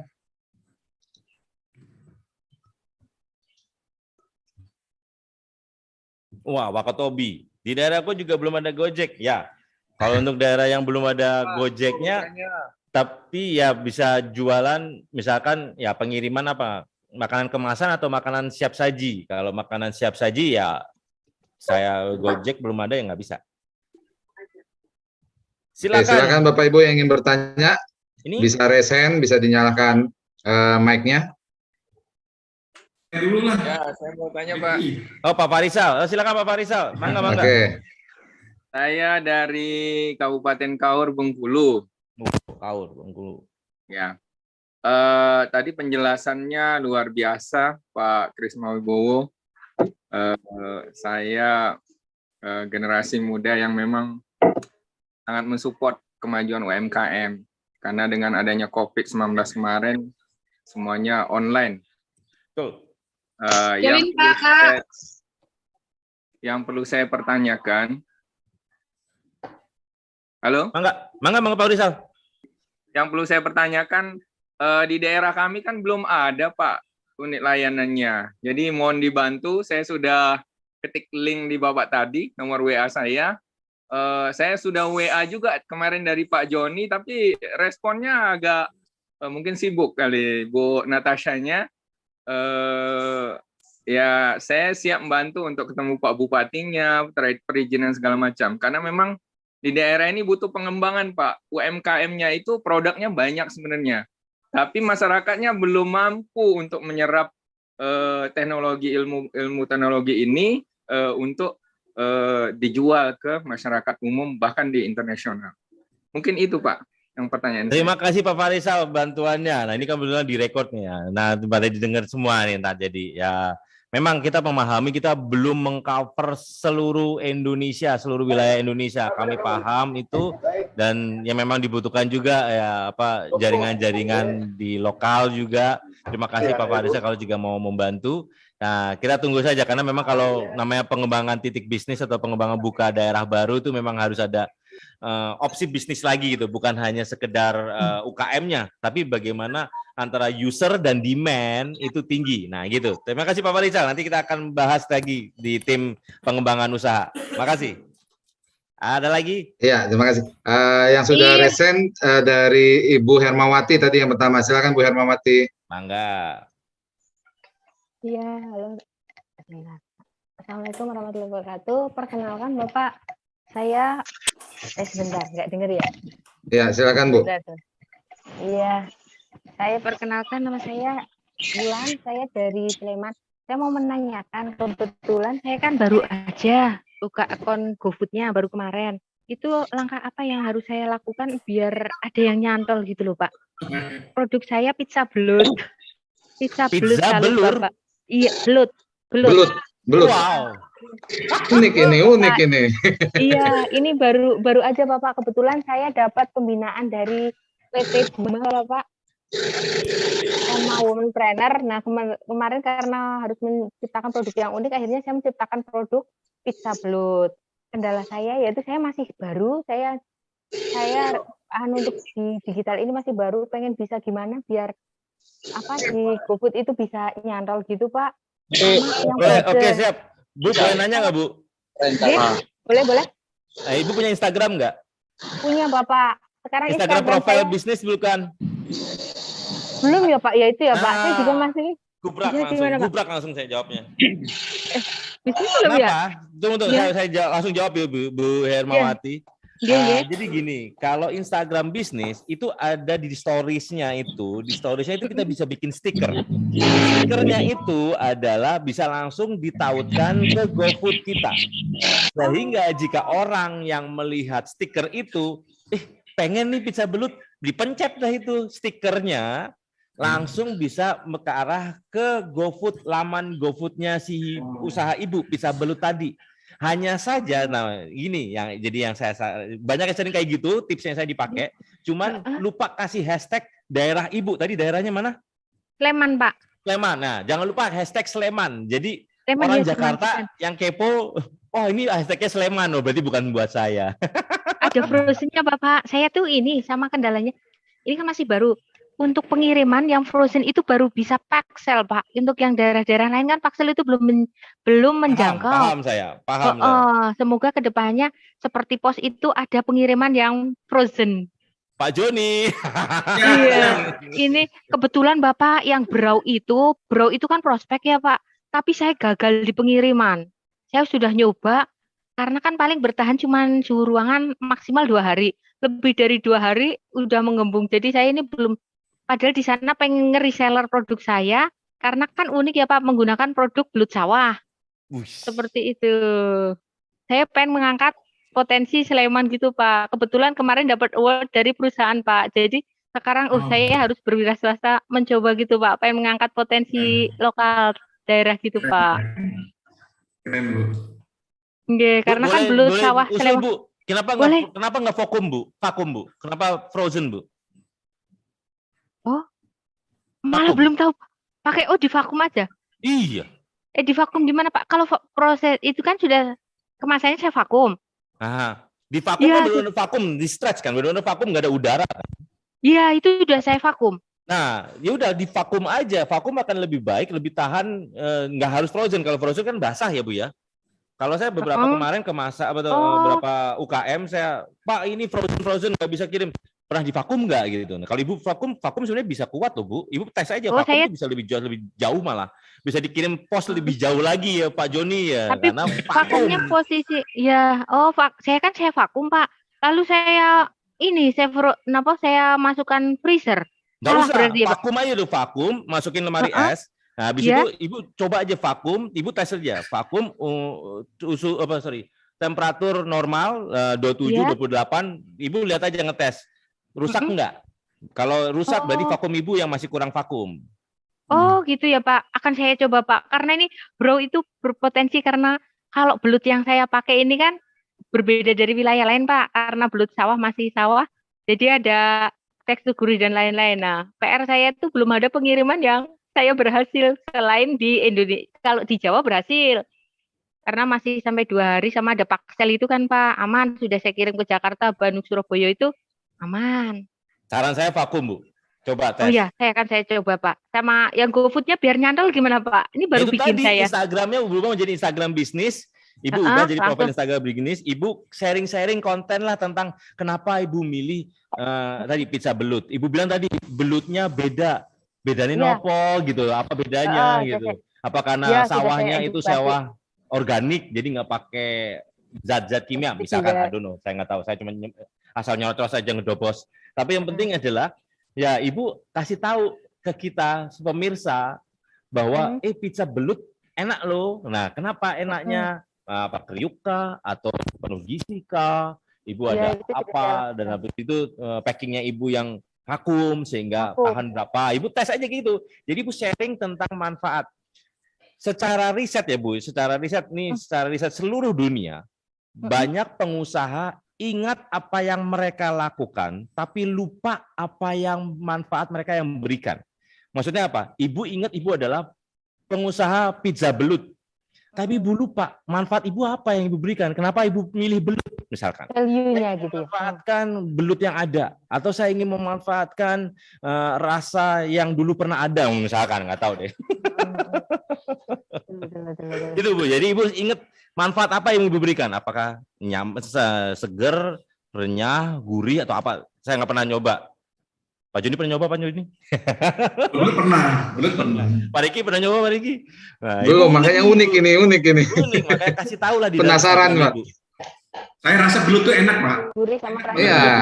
Saya pakai ini belutnya saya masak cabai hijau Pak. Belutnya saya masak cabai hijau dulu, baru saya jadi temanya Italian style topping lokal gitu Pak. Ini yang saya cabai hijau nggak usah di pizza aja udah enak itu pakai nasi panas. Iya, tapi betul Bapak. Cuman saya kombinasikan Bapak biar karena kita di daerah. Instagramnya apa? Saya follow ntar Bu. Oh iya, terima kasih Bapak. Saya ya, Ibu follow saya dulu biar saya tahu ya. Ya siap Pak, akan saya follow Pak. Iya. Terima kasih Bapak. Sukses Bu Hermawati. Nggih, terima kasih sekali Bapak. Semoga ada kesempatan bertemu kembali. Nggih, matur nuwun. Matur nuwun. Mas Army Yunaldi, silakan Mas Army. Wes Army. Baik, selamat siang. Terima kasih atas kesempatannya Pak. Ini Pak Krisna, saya ingin bertanya. Ini kan judul topik kita pada hari ini itu kan scale up bisnis gitu ya Pak ya, dengan komunitas Gojek gitu ya, mungkin digitalisasi lah gitu ya. Nah yang saya ingin tanyakan bagaimana sih peran digital khususnya Gojek mungkin untuk bisnis yang kelas UMKM yang di pasar PD Jaya. Kalau dulu itu kan tadi kan juga sempat di awal-awal kan juga dikatakan bahwa sumber perekonomian Indonesia itu bersumber dari UMKM, dan dulu itu UMKM itu lebih dominan ke daerah pasar PD Jaya gitu kan, ataupun pasar di daerah lah gitu yang milik pemerintah. Nah sementara di era digitalisasi saat ini rata-rata kan penjual di pasar PD Jaya itu tidak ada yang memiliki merek lah atau brand atau apa gitu kan. Kemudian untuk pasarnya sendiri bagaimana kedepannya kira-kira dengan semakin berkembangnya era digital ini. Nah, dari Pak Krisma sendiri mungkin dari sisi Gojeknya sendiri bagaimana gitu kira-kira membantu mengembangkan baik dari sisi UMKM-nya ataupun dari sisi pasar PD Jayanya gitu. Mungkin terima kasih. Makasih. Mas Armi posisi di mana? Saya di Jakarta Utara. Oh, Jakarta Utara, dekat-dekat juga sini, Bro. Nah, Mas Armi kalau Jakarta Utara ya, saya nggak tahu kalau di Tangerang kemarin pada saat pandemi, ini secara kalau ngomongin PD Pasar Jaya, kan again kalau kita ngomongin itu tergantung adalah usernya ya, user sama user sama demand-nya ya. Nah, jika kita ngomongin PD Pasar Jaya tadi, orang yang jualan sayur. Saya pernah nanya sendiri bagi mereka ngapain taruh produk-produk sayur, jualan sayur mereka di dunia digital. Alhasilnya adalah apa? Kita membuat satu jenis pekerjaan baru yaitu just tip. Jasa titip belanja. Nah, itu dulu waktu pada saat pandemi itu banyak go shoppingnya itu adalah orang-orang yang ya notabene-nya ibu-ibu yang sering ke pasar dan ya ada yang kaum rebahan, ya udah terbantulah di situ. Jadi bukan si penjualnya, tapi adalah jasa titip tadi, jasa titip belanja tadi, sehingga go shopping dan segala macam, ataupun go rider itu yang menjadi mereka yang shopping. Jadi memang kalau kita mau membangun PD Pasar Jaya misalkan, kalau Mas Armi bilang, tapi kan tergantung. Mereka punya keinginan nggak, necessity nggak, ada kebutuhan nggak dari para penjual itu. Kita nggak bisa serta merta, lu digital dong, ini ngurusin ini aja repot banget ya. Sama juga kan PD Pasar Jaya, sayur kan ada nggak ada akan selalu dibutuhkan gitu kan. Cuman ya itu akhirnya ada orang yang paham teknologi, ya udah just tip aja sama ke gua, titip aja ke gua, ntar gue yang beli. Nah pada saat kemarin, pada saat pandemi itu terjadi, serius terjadi. Jadi ada beberapa tetangga gitu ngasih nomor WhatsApp, saya mau belanja, ada mau nitip nggak? Ya sudah, jadi jasa titip lah segala macam. Kadang-kadang hal itu tidak perlu aplikasi.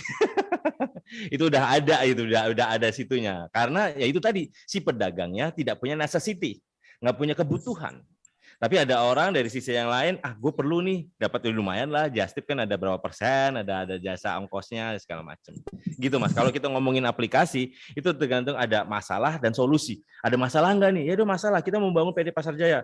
Kalau ditanya aja, Mas Armi tanya aja ke pedagang-pedagang sayur itu, yang nggak punya brand itu. Mereka pasti ngapain sih? Gitu kan, ngapain sih? Terutama untuk yang pasar-pasar yang rame. Kalau pasar-pasar yang baru di Bintaro nih, ada pasar Bintaro, yang baru bikin pasar modern yang baru, ya mereka ada tuh cantuman terima orderan WhatsApp, nah kan kayak gitu. Nah gitu kan, berarti ada necessity, ada kebutuhan. Selama masih ada kebutuhan dan demand selalu penuh, nah itu pasti kita bisa menjembatani jaringan itu terhadap digital. Tapi kalau enggak, ya wassalamualaikum, begitu loh Mas Armi ya. Again, this is about business ya. This is about business. Kalau mereka merasa mau beli sama gue, beli aja langsung, nggak usah ribet-ribetan. Nah itu untuk yang pasar yang rame. Kalau pasar yang sepi, mereka mau jualan via WhatsApp, go shopping, segala macam. Gitu ya Mas Armi. Jadi bukannya kita pilih, tebang pilih, enggak. Tapi bisnis ya is like that. Gitu, semoga bisa menjawab. Oke, makasih Mas Armi. Sukses ya. Oke, selanjutnya Pak Julham Arifin, Pak, silakan. Wah, fotonya nakutin nih Pak Riki nih. Saya harus ngomongnya harus pakai peci kali. Pak Julham. Iya Pak. Ya, fotonya boleh dinyalakan videonya biar saling kenal, Pak. Iya Pak, siap. Nah, oke, nah ini lebih santai nih. Iya, Pak. Silakan Pak Julham, apa yang ingin disampaikan? Iya, siap Pak. Sebelumnya terima kasih sama Pak Riki dan Pak Krisma Wibowo. Izin bertanya Pak, ini saya Zulham dari Medan. Saat ini rumah makan Pak, rumah makan Jawa gitu Pak. Jadi serba ada gitu Pak. Wah, jadi penetrasinya kebalik ya. Kalau di Jakarta rumah makan Medan, di sana di Medan kita bikin rumah makan Jawa di sana. Oh iya, selalu terbalik deh Pak gitu. Mantap. Iya Pak. Silakan. Saya mau bertanya Pak, ini kan saya binaan YBM PLN gitu kan Pak. seberapa penting kayak Instagram Pak? Karena kalau biasanya pada umumnya kan rumah makan Jawa itu tidak ada Instagram. Tadi Bapak sampaikan penting untuk membuat Instagram seperti itu Pak. Nah mungkin Bapak bisa memberikan role model Pak, biar saya bisa mencontohkan gitu Pak, rumah makan mana sih yang sudah buat Instagram seperti itu Pak. Selanjutnya karena saya binaannya IBM PLN gitu kan Pak, agar saya bisa mengusulkan gitu kan biar teman-teman saya dapat pembinaan dari Gojek juga ini Pak, seperti itu Pak. Daftar GoFood-nya gimana gitu kan Pak. Terkadang khususnya saya sendiri Pak, ini terkadang membuat fotonya itu bingung, apalagi ada diskon-diskon gimana perhitungannya gitu kan Pak. Karena penting menurut sesama binaan saling mensupport seperti itu Pak. Karena ada banyak binaannya BMPLN, tidak hanya saya saja gitu Pak. Harapannya bagaimana kita bisa membuat diskusi online seperti ini lagi gitu Pak. Kira-kira apakah boleh Pak Krisma ataupun yang lain mengisi di binaannya BMPLN Pak, biar tidak hanya saya aja yang dibina gitu Pak. Mungkin itu aja Pak. Terima kasih Pak. Oke, terima kasih Mas Zulham. Medan ya tadi ya? Iya Pak. Oke, mau bilang Mas nih. Oke Bang. Nah, Bang Zulham. Iya Bang. Oke Bang. Pertama yang paling gampang adalah saya sudah mendampingi menemani UKM dari tahun 2017. Tadi undangannya tadi saya siap terima undangan. Mau online, mau offline silahkan terserah. Ya, itu satu. Saya akan mendampingi dan menemani teman-teman hingga paham, hingga paham. Terus yang kedua adalah contoh role model. Nah, saya yakin ada banyak restoran di Indonesia yang sudah menggunakan Instagram sebagai media promosi dan media sosial untuk branding ya. Banyak banget. Saya kalau boleh nyebut nama-nama ada namanya Sundoro Indonesia. Awalnya dia Sundoro Indonesia adalah bakmi, seorang warung bakmi Jogja. Terus berubah dia pivot menjadi bakmi kemasan Jogja pertama kali di Indonesia. Nah itu Instagramnya dilihat aja Sundoro Indonesia.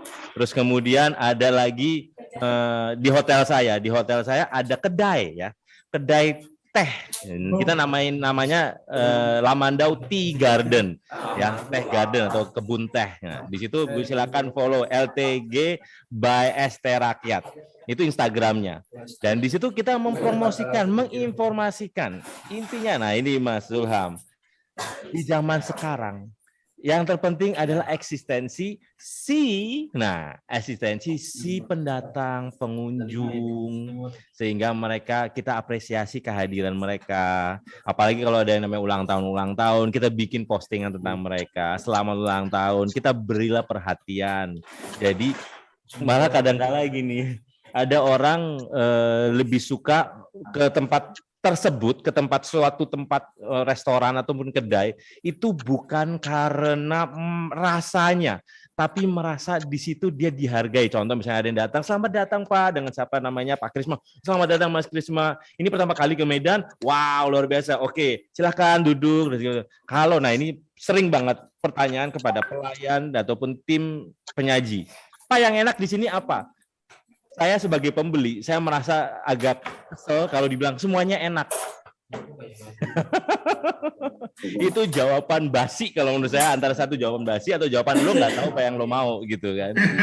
Bener harus tahu makanan yang enak apa, dilihatlah paling banyak yang cepat habis, dilihatlah dari cepat banyak bungkus, dan itu tolong jujur lah, karena ada ya ini dia di saat sekarang adalah aja keterbukaan. Saya bisa aja membuka di Google apa yang enak di daerah itu, tapi kan saya mau cari adalah pertanyaan, cara saya apa ya, dilayani di tempat ini, itulah yang saya cari gitu. Saya Mas yang enak apa itu? Oh di sini Bapak suka pedas. Nah, kalau pedas di sini adalah makanan ayam geprek ini. Oh luar biasa banget Pak. Diajak ngobrol. Nah yang kayak gitu-gitu itu memang menurut Mas Zulham atau menurut orang biasa tuh banyak omong gitu, di sini nggak enak, tapi itu membangun keterikatan, nggak pernah gagal. Keramah tamahan Indonesia tuh tidak pernah gagal. Nah itu tuh jangan pernah lupa, service above everything itu beneran.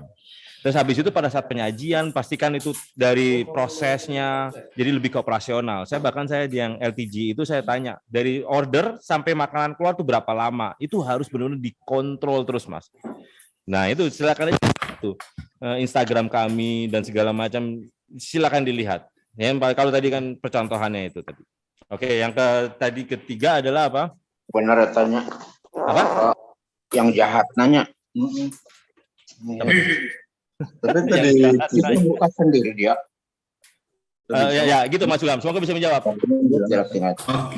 Pak, mungkin untuk ini Pak, kontak atau gimana saya bisa menghubungi Bapak? Pak? Ini Bank Mandiri. Dia Di Instagram dulu deh ya. Di Instagram Pak. Ya, Instagram saya dulu, follow Instagram saya biar gampang ntar kita chatting-chatting di Instagram. Siapa? Terima kasih Pak. Gampang sih Pak. nyari saya di Krisma Wibowo, di Google aja Krisma Wibowo, ada nomor telepon saya, kontak saya tuh gampang banget. Oke Pak. Terima kasih banyak Pak. Sama-sama. Sukses buat restoran Jawanya di Medan, Bang Julham. Amin. Mas Kris, saya mau nanya Mas Kris. Oh, silakan Pak Joni. Kalau kita punya warungnya banyak nih, warungnya di beberapa titik di Tangerang, di Depok, di Bekasi gitu ya, toko yang sama, itu apakah akunnya jadi 3 gitu? Bisa antara bisa 2. Bisa ada satu nama, tapi bisa itu dalam kontennya itu di hashtagnya berbeda-beda. Bisa itu. Saya punya teman dia menggunakan tiap ruangan kan tergantung volumenya, volume transaksi atau volume tamu yang keluar masuk Pak. Kalau tamunya udah besar banyak banget ya sudah harus pisah 3-tiganya. Tapi kalau masih agak sepi dan segala macam satu nama, tapi habis itu hashtagnya dibeda-bedain bisa. Oke, berarti akunnya harus minimal sesuai dengan titik penjualan ya supaya. Betul. Lebih agak. Karena kan balik lagi kan Instagram itu sangat gaya hidup. Gaya hidup berarti di mana kita hidup gitu kan, di mana kita hidup, kita maunya nongkrong di Jati Bening atau di Pondok Gede, ya udah kita cari hashtag yang gitu itu semua. Oke, berarti harus begitu. Oke, Pak Diki nih. Satu lagi nih ada yang bertanya Pak John, sudah resen Pak Kuncoro dari Lampung, silakan, Mas Kuncoro. Ya, selamat pagi Pak Kris. Siang, udah siang Om. Oh iya, ya udah siang. Sudah lapar nih gara-gara belut tadi nih. Gara-gara belut sekarang itu restoran Jawa lagi, aduh. Ya, saya panggil Mas nggak apa-apa ya? Nggak apa-apa. Ya, Mas mau nanya, ini kan saya saya di Lampung ini sebagai salah satu apa ya bahasanya ya? Kalau bisa dibilang pendamping UKM lah. Nah, ini saya ada beberapa klien yang mereka itu rumah makan tradisional yang sudah tua. Cuma mereka tidak bisa masuk ke GoFood karena keterbatasan lah dari yang pemiliknya. Nah, ada nggak dari Gojek ini? Maksudnya gini, dari GoFood ya berarti ya. Bisa nggak saya tuh yang sebagai operatornya, tapi mereka itu masalahnya ada di beberapa titik. Kalau saya cuma satu akun, satu warung pecel misalkan, itu saya akan kerepotan, saya butuh banyak HP gitu kan. Nah, maksud saya bisa nggak, ibaratnya kita buatlah dapur bersama, cuma titik penjemputannya itu, titik lokasinya itu bisa beda-beda. Bisa nggak seperti itu? Ini pertanyaan sih. Gitu. Kalau secara operasional nggak bisa, Mas. Nggak bisa? Nggak bisa, karena kita menganggap apalagi kalau UKM ya, UKM itu satu tempat, satu akun. Nah, dulu masih bisa satu akun bisa berapa titik tempat, tapi alhasil jadinya kita bingung. Pernah kalau dulu tahun 2017 sampai 2019 pernah ada satu username tapi punya beberapa titik. Ya. Buat mereka bingung dan tidak optimal jadinya. Jadi untuk saat ini tetap satu akun, satu HP, satu jadi kita berpikir warung. Sistemnya adalah site manager, Mas. Kita berpikir site manager. Jadi masing-masing tempat punya site manager. Misalkan ya, Mas Kuncoro adalah seorang owner yang punya tempat 10. Anggap kan kayak gitu, hampir sama kan? Iya, betul. Saya seorang owner, punya 10 tempat. Apa yang harus saya lakukan? Ya masing-masing ada 10 handphone, karena ada 10 site manager. Tapi yang akan melaporkan kepada satu owner. Nah, paling kayak gitu. Dulu bisa. Satu owner, bisa kalau nggak salah maksimal 3 dulu, sempat. Tapi ternyata itu tidak maksimal, tidak optimal. Kenapa? Karena si ownernya kadang-kala lagi di mall, dia nggak ngelihat, nggak tahu, dan si tim merasa ownernya ada, owner tahu kok, ya udah dia santai aja di tempat sana gitu. Padahal tujuan si owner adalah biar dia pengen tahu transaksi doang, bukan menerima orderan. Nah kayak gitu Mas Kuncoro. Sehingga sekarang kita memahami ya sudah satu tempat, satu site manager itu akan lebih baik. Gitu. Oke, kalau gitu. Ya, itu aja sih pertanyaannya. Terima kasih, Mas. Sama-sama. Siang, Pak. Saya mau tanya. Makasih. Tunggu, di sini ada yang bertanya Mas atau Pak Juriansyah. Oke, silakan. Pak Juriansyah dulu. Sudah resen tadi soalnya, Bu. Bentar, Bu Lili ya. Terima kasih. Ini saya panggil Bang aja ya semuanya. Sama aja. Semangat pagi semuanya. Gini Bang, kalau tadi kan teman-teman itu semuanya punya produk semua ya. Jadi ada yang produknya belut, masakan Jawa, dan lain sebagainya lah.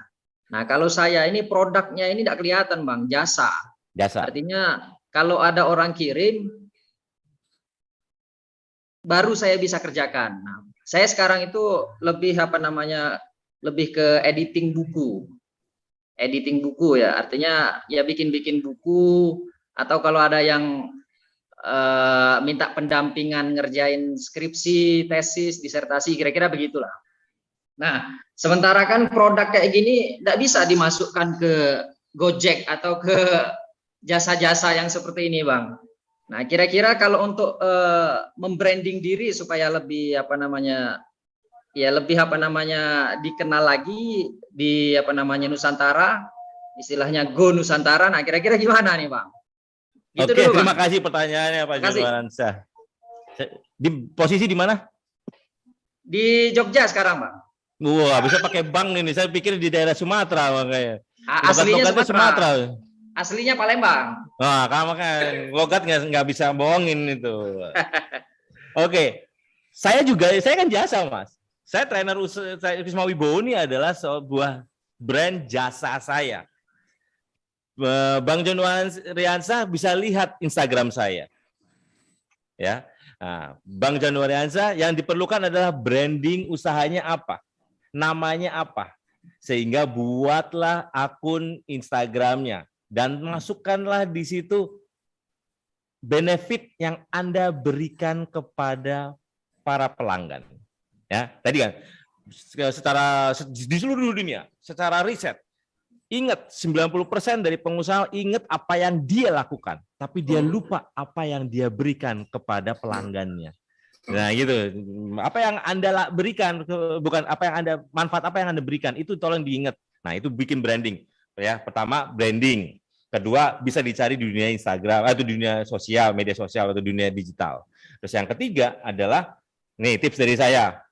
Oke, tadi nyebutin GoFood, oke, GoPay dan segala macam. Silakan tulis Sally Keyboard Pintar. Silakan googling Sally Keyboard Pintar, itu juga produk dari Gojek. Dengan Sally produk pintar, Anda bisa mencatat dan mengirim invoice, penawaran apapun itu, tagihan kepada pelanggan Anda. Jasa kirim, udah langsung dibikinin otomatis, cuman karena dia bentuknya keyboard dan ini produk dari Gojek juga. Ya kita juga memahami, udah tahu itu. Kalau jasa gimana Mas? Kita nggak bisa masukin ke GoFood atau GoKasir, ya udah pakailah Sally.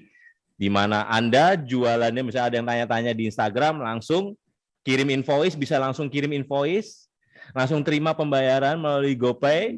Nah, kan bisa juga kan? Nah, tapi yang penting adalah bagaimana usaha Anda bisa dicari di dunia digital, bisa nggak? Namanya apa? Gitu. Mantap. Siap. Mantap. Nah, terima kasih Bang Januar. Siap, mantap. Oke. Selanjutnya terakhir Bu Lili, silakan Bu Lili. Iya, selamat siang. Saya Lili dari Blora, Jawa Tengah. Kebetulan saya ada kedai, tapi sudah karena bentuk franchise, ciklin ya. Kemudian dimodifikasi, kalau ciklin kan hanya gorengan, lah sama saya dimodifikasi dikasih sambal-sambal plus jadi rice box di kedai kami itu. Ini gara-gara Mas Krisma nih kita ngomongin makanan mulu nih dari jam siang nih soalnya. Silakan Bu Lili. Kebetulan ciklinnya ditambahi menu-menu Jawa ya, misalnya ciklin sambal mata, ciklin sambal geprek gitu. Nah, masalahnya di sini saya ingin tanya sama Pak Krismono, gimana cara naikkan omset? Karena waktu pandemi 2 tahun yang lalu itu omset malah naik, sekarang kok turun gitu. Padahal saya sudah aktif di IG. Itu salah satu yang membuat dan apalagi itu bentuknya franchise ya, jadinya gampang dikenal gitu. Gimana Pak Krismono caranya menaikkan omset? Oke, Bu Lili dari Blora. Pertama satu lagi Pak, satu lagi. Oh ya, boleh. GoFood belum ada di sini, adanya yang GrabFood malah. Paham. Oke, terima kasih Bu Lili. Makanya berarti kalau GoFood nggak di situ, terima kasih ada informasi. Jadi saya menjelaskannya lebih umum, kan? Pertama, nama saya Krisma Wibowo, bukan Krismono. Krismono kalau nggak salah itu ayam bakar, Bu. Ayam bakar Mas Mono itu. Oke, pertama itu. Kedua, Ibu franchise dan Ibu punya sate. Itu adalah kembangan Ibu. Itu keren, Bu. Itu keren. Dan itu saya nggak tahu ya. Saya nggak tahu Ibu harus baca dari sisi franchise-nya boleh apa enggak ya. Saya nggak tahu ya. Karena kadang-kala kan. Itu saya nggak tahu. Makanya kan ada beberapa franchise yang nggak boleh. Pokoknya ada batasan-batasannya ya. Kalau Ibu bikin sambal sendiri dan segala macam. Malah kalau menurut saya malah Ibu jualan sambal nggak, Bu? Nah, Ibu bikin sambal toplesan nggak kayak gitu kan?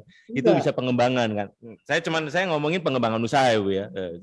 Jadi kadang-kadang ide saya di follow Pak kedai Ciklin Arum Dalu. Ibu follow saya dulu lah, saya follow balik. Saya nggak pernah, siapapun yang follow saya selalu follow balik. Kenapa? Saya nggak mau jadi selebgram. Ya, saya nggak mau jadi selebgram. Saya mau jadi temennya UMKM. Jadi siapapun di UKM manapun yang follow saya akan selalu follow. Dan itu lebih sebentar kita ngobrol-ngobrolnya. Nah, yang ketiga adalah Ibu punya sambal mata, sambal itu, dan itu kalau memang dibolehkan itu promosikan di Instagram. Saya akan ngeliat Instagram Ibu. Terus ketiga, dipromosikan. Nah, ketiga adalah Ibu jangan ngomongin harga, jangan soft sell. Ibu jangan soft sell, jangan hard sell, tapi soft sell, yaitu cerita-cerita kenapa itu dan tadi saya bilang, tanya pada pelanggan itu, Bapak suka sambal apa, Pak? Oh, gitu. Dan sebut mention lah mention si dia, misalnya Pak Riki mau makan di situ, Pak Riki lagi makan sambal matahnya, terus Pak Riki gimana sambalnya, dari semua sambal yang Pak Riki suka apa, paling suka matah, videoin dari Ibu posting di Instagramnya terus konsistensi. Ingat, digital marketing adalah bukan bagaimana Anda bisa dicari, tapi adalah bagaimana Anda posting continue. Nah, dan terus konsisten, yang terus saja continue dan konsisten terus. Seperti saya bilang tadi, Instagram juga akan mereferensikan usaha yang sering continue dan mendapat like banyak, viral, apalagi kalau viral, udah paling banyak dicari dan segala macam, terserah. Tapi saya sarankan harus sesuai dengan pagu ya. Kemarin ada beberapa UKM, bukan yang saya follow juga. Dia memasukkan video tentang Kajuruhan, tapi dimasukin juga dengan bandengnya. Bagi saya itu mungkin menurut dia akan viral, Mas Kris, tapi menurut saya nggak etis aja gitu kan. Kita ngomongin tentang Kajuruhan, tapi dia ngomongin habis itu diedit di belakangnya video tentang usahanya dia. Bagi saya ya itu bagian yang etis ya, etis atau tidak. Makanya kita harus menggunakan hati juga kalau saat promo gitu. Jadi misalkan tentang apa sesuai dengan apa yang ada viral, yang lucu-lucu oke lah, yang lagi viral lucu-lucu, misalkan kemarin ini mimpiku Mas, yang tentang Kapolde-nya itu lah yang di Turki itu yang bendera galon gas balon udara itu lah, boleh itu yang lucu-lucu, it's okay. Cuman kalau yang sesuatu yang ya tragis, tragedi atau yang nggak enak ya. Nggak enak aja sih yang saya ngeliatnya, saya langsung komen Japri, Pak kalau bisa jangan dong Pak, saya kayak sedih juga, saya ngikutin, saya ngeliatin gitu, ini video tentang Kajuruhan tiba-tiba kok bandeng, aduh kenapa sih gitu? Ada banyak konten yang etis lah, tapi jangan segitunya lah. Oke lah kita menggait viralismenya, tapi ya enggak juga gitu. Duit nggak kemana sih? Saya yakin. Nah gitu Bu Lili. Yang penting kita usaha konsisten, menginformasikan yang baik, dan memberi informasi seperti contoh, misalnya kalau Ibu sambal matah ataupun tadi sambal apa, mungkin Ibu punya menu sendiri. Bikin sharing aja tentang menu, apa yang menjadi ciri khas dari sambal matah Ibu, misalnya menggunakan minyaknya yang lebih baik misalkan, ataupun ada kecombrangnya banyak misalkan ya. Sharing-sharing aja informasi yang seperti itu, dan kasih klip-klip di mana orang lagi beli kepedesan dan segala macam, silahkan Bu. Yang penting Instagram adalah tentang gaya hidup. Berarti ya udah tentang gaya hidup gitu, bukan sesuatu yang tragis gitu ya. Gitu. Saya harus ngomongin itu. Omsetnya itu waktu pandemi pertama itu malah omset sehari bisa sampai 1 juta, 1,5 juta. Lah sekarang cuma 300. Ya karena orang udah bisa beredar Bu, udah bisa beredar. Ya rebahannya udah pada bangun semua soalnya Bu. Betul Pak Riki, rebahannya udah pada bangun. Nah Ibu sampai mikir ada yang salah di mana ya gitu. Nggak ada, bisa aja pilihan jadi lebih banyak Bu. Nah Ibu tinggal konsistensinya aja. Semangat Bu, tenang aja, pasti ada jalan. Semangat Bu Lili. Ya, makasih. Oke, makasih. Ya, Pak, ini menarik ini dan bikin lapar ini. Hari ini baru sehari, Pak. Saya dari tahun 2017, Pak. Kalau ngomongin makanan, aduh. Oke. Terima kasih banyak loh, Mas Krisma, sudah berbagi ilmunya, tipsnya buat kita semua. Nah, mudah-mudahan dari teman-teman UMKM BUMDes ini bisa lebih terimprovisasi lagi untuk bisa mengembangkan bisnis mereka go digital gitu. Pak Joni, sebelum ditutup mungkin ada yang ingin disampaikan Pak. Terima kasih banyak nih ke Mas Krisma Wibowo atas informasinya yang cukup menarik. Tentunya teman-teman para UMKM, para peserta yang ada di Zoom ini dari UMKM, BUMDes, koperasi maupun para mahasiswa atau pelaku bisnis lainnya punya peluang untuk berwirausaha, misalnya kuliner, bisa di channelnya ditambah dengan penjualan selain di loketnya, selain di warungnya, tetapi juga ada channel menggunakan digital, pakai ekosistemnya GoFood. Tentunya ini pasti informasi yang menarik sekali, dan pun bagi saya juga, nanti suatu saat Pak Hiki juga ini akan membuka warung Padang misalnya, atau mie Aceh misalnya. Tentunya ini luar biasa. Mantap. Nusantara itu, Nusantara itu luar biasa kekayaannya dari sisi luar biasa. Dan GoFood adalah rumah makan yang terbesar di Indonesia. Setuju Pak. Terbesar di Indonesia. Oke. Pak di Blora Pak. Tentunya ini kita akan berlanjut di ke depan tentang tema-tema bisnis, dan kita akan lihat tema-tema menarik lainnya untuk kita hadirkan di webinar BUMDes Talk ini. Sekali lagi terima kasih Pak Krisma Wibowo atas waktunya dan kesempatan yang luar biasa ini, dan juga ke Pak Samsul Widodo, staf ahli Menteri di Kementerian Desa dan PDDT, dan serta teman-teman yang hadir di webinar ini dari Sabang sampai Merauke, dari DPMD kabupaten atau kota atau provinsi yang juga hadir di sini, serta mungkin ada juga calon-calon entrepreneur lahir melalui channel ini. Tentunya kita memberikan semangat ya, motivasi dengan memberikan ilmu, pengetahuan dan pemahaman info bisnis lainnya agar lebih bersemangat atau berani berwirausaha begitu. Dan jangan lupa Pos Indonesia juga punya usaha, punya kemitraan seperti Agen Pos. Tentunya waktunya tidak sempat ya Pak Riki ya. Kita bisa dilihat channel-channel di YouTube sebelumnya, di webinar sebelumnya itu bisa berwirausaha dengan mendapatkan imbal jasa dari membuka layanan Agen Pos. Saya kira itu Pak Riki. Mohon maaf atas segala kekurangan dari kegiatan ini. Untuk tempat kami berikan. Oke, makasih Pak Joni. Nah, buat teman-teman sekalian, Bapak Ibu sekalian, mohon dicatat di agendanya ya, tiap hari Kamis jam 10, jangan dilewatkan BUMDes Talk kita. Nah, nanti kita akan selalu menghadirkan nih narasumber-narasumber yang sangat luar biasa, narasumber-narasumber yang hebat-hebat di bidangnya masing-masing, tapi secara khusus mereka adalah jagoan-jagoannya, juara-juara di dunia digital. Gitu.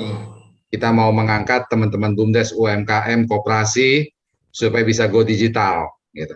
Dan nanti setelah produk dagangannya, usahanya sudah go digital dari PT Pos Indonesia dan IAK, kita juga memberikan peluang kesempatan buat Bapak Ibu untuk membuka keagenan kantor pos. Setelah dapat cuan dari jualan barang, nanti dapat cuan lagi dari ongkirnya. Gitu. Kayak tadi itu yang jualan martabak apa? Belut. Pizza belut. Pizza belut. Coba diterapkan tadi metode dari Mas Krisma. Coba divakum, dicoba tahan berapa lama, kalau kuat berapa hari, bisa dikirim. Nah, nanti Ibu bisa buka kantor pos, dapat cuan jualan, dapat cuan lagi dari ongkirnya tuh. Gitu, silakan. Begitu. Oh iya Bapak, terima kasih sekali Pak infonya. Iya, siap. Gitu. Nah, buat teman-teman yang ingin bertanya-tanya mengenai kantor pos, keagenannya, bisa melalui chat di grup WA yang sudah dibentuk, gitu ya. Silakan, karena ini ada keterbatasan waktu, kita sudah jam 12 siang, gitu ya. Gara-gara ngomongin pizza belut. Sambal mata. Iya Pak, pizza belut. Sama sambal matanya Bu Lili nih. Oke, baik, mungkin saya akhiri BUMDes Talk ke-38 pada siang hari ini. Apabila ada salah kata, ada salah ucap, baik dari saya, Pak Joni, Mas Krisma, dan Pak Samsul tadi, kami mohon dibukakan pintu maaf yang sebesar-besarnya. Gitu. Wassalamualaikum warahmatullahi wabarakatuh. Salam sukses, salam sejahtera buat kita semua. Sukses.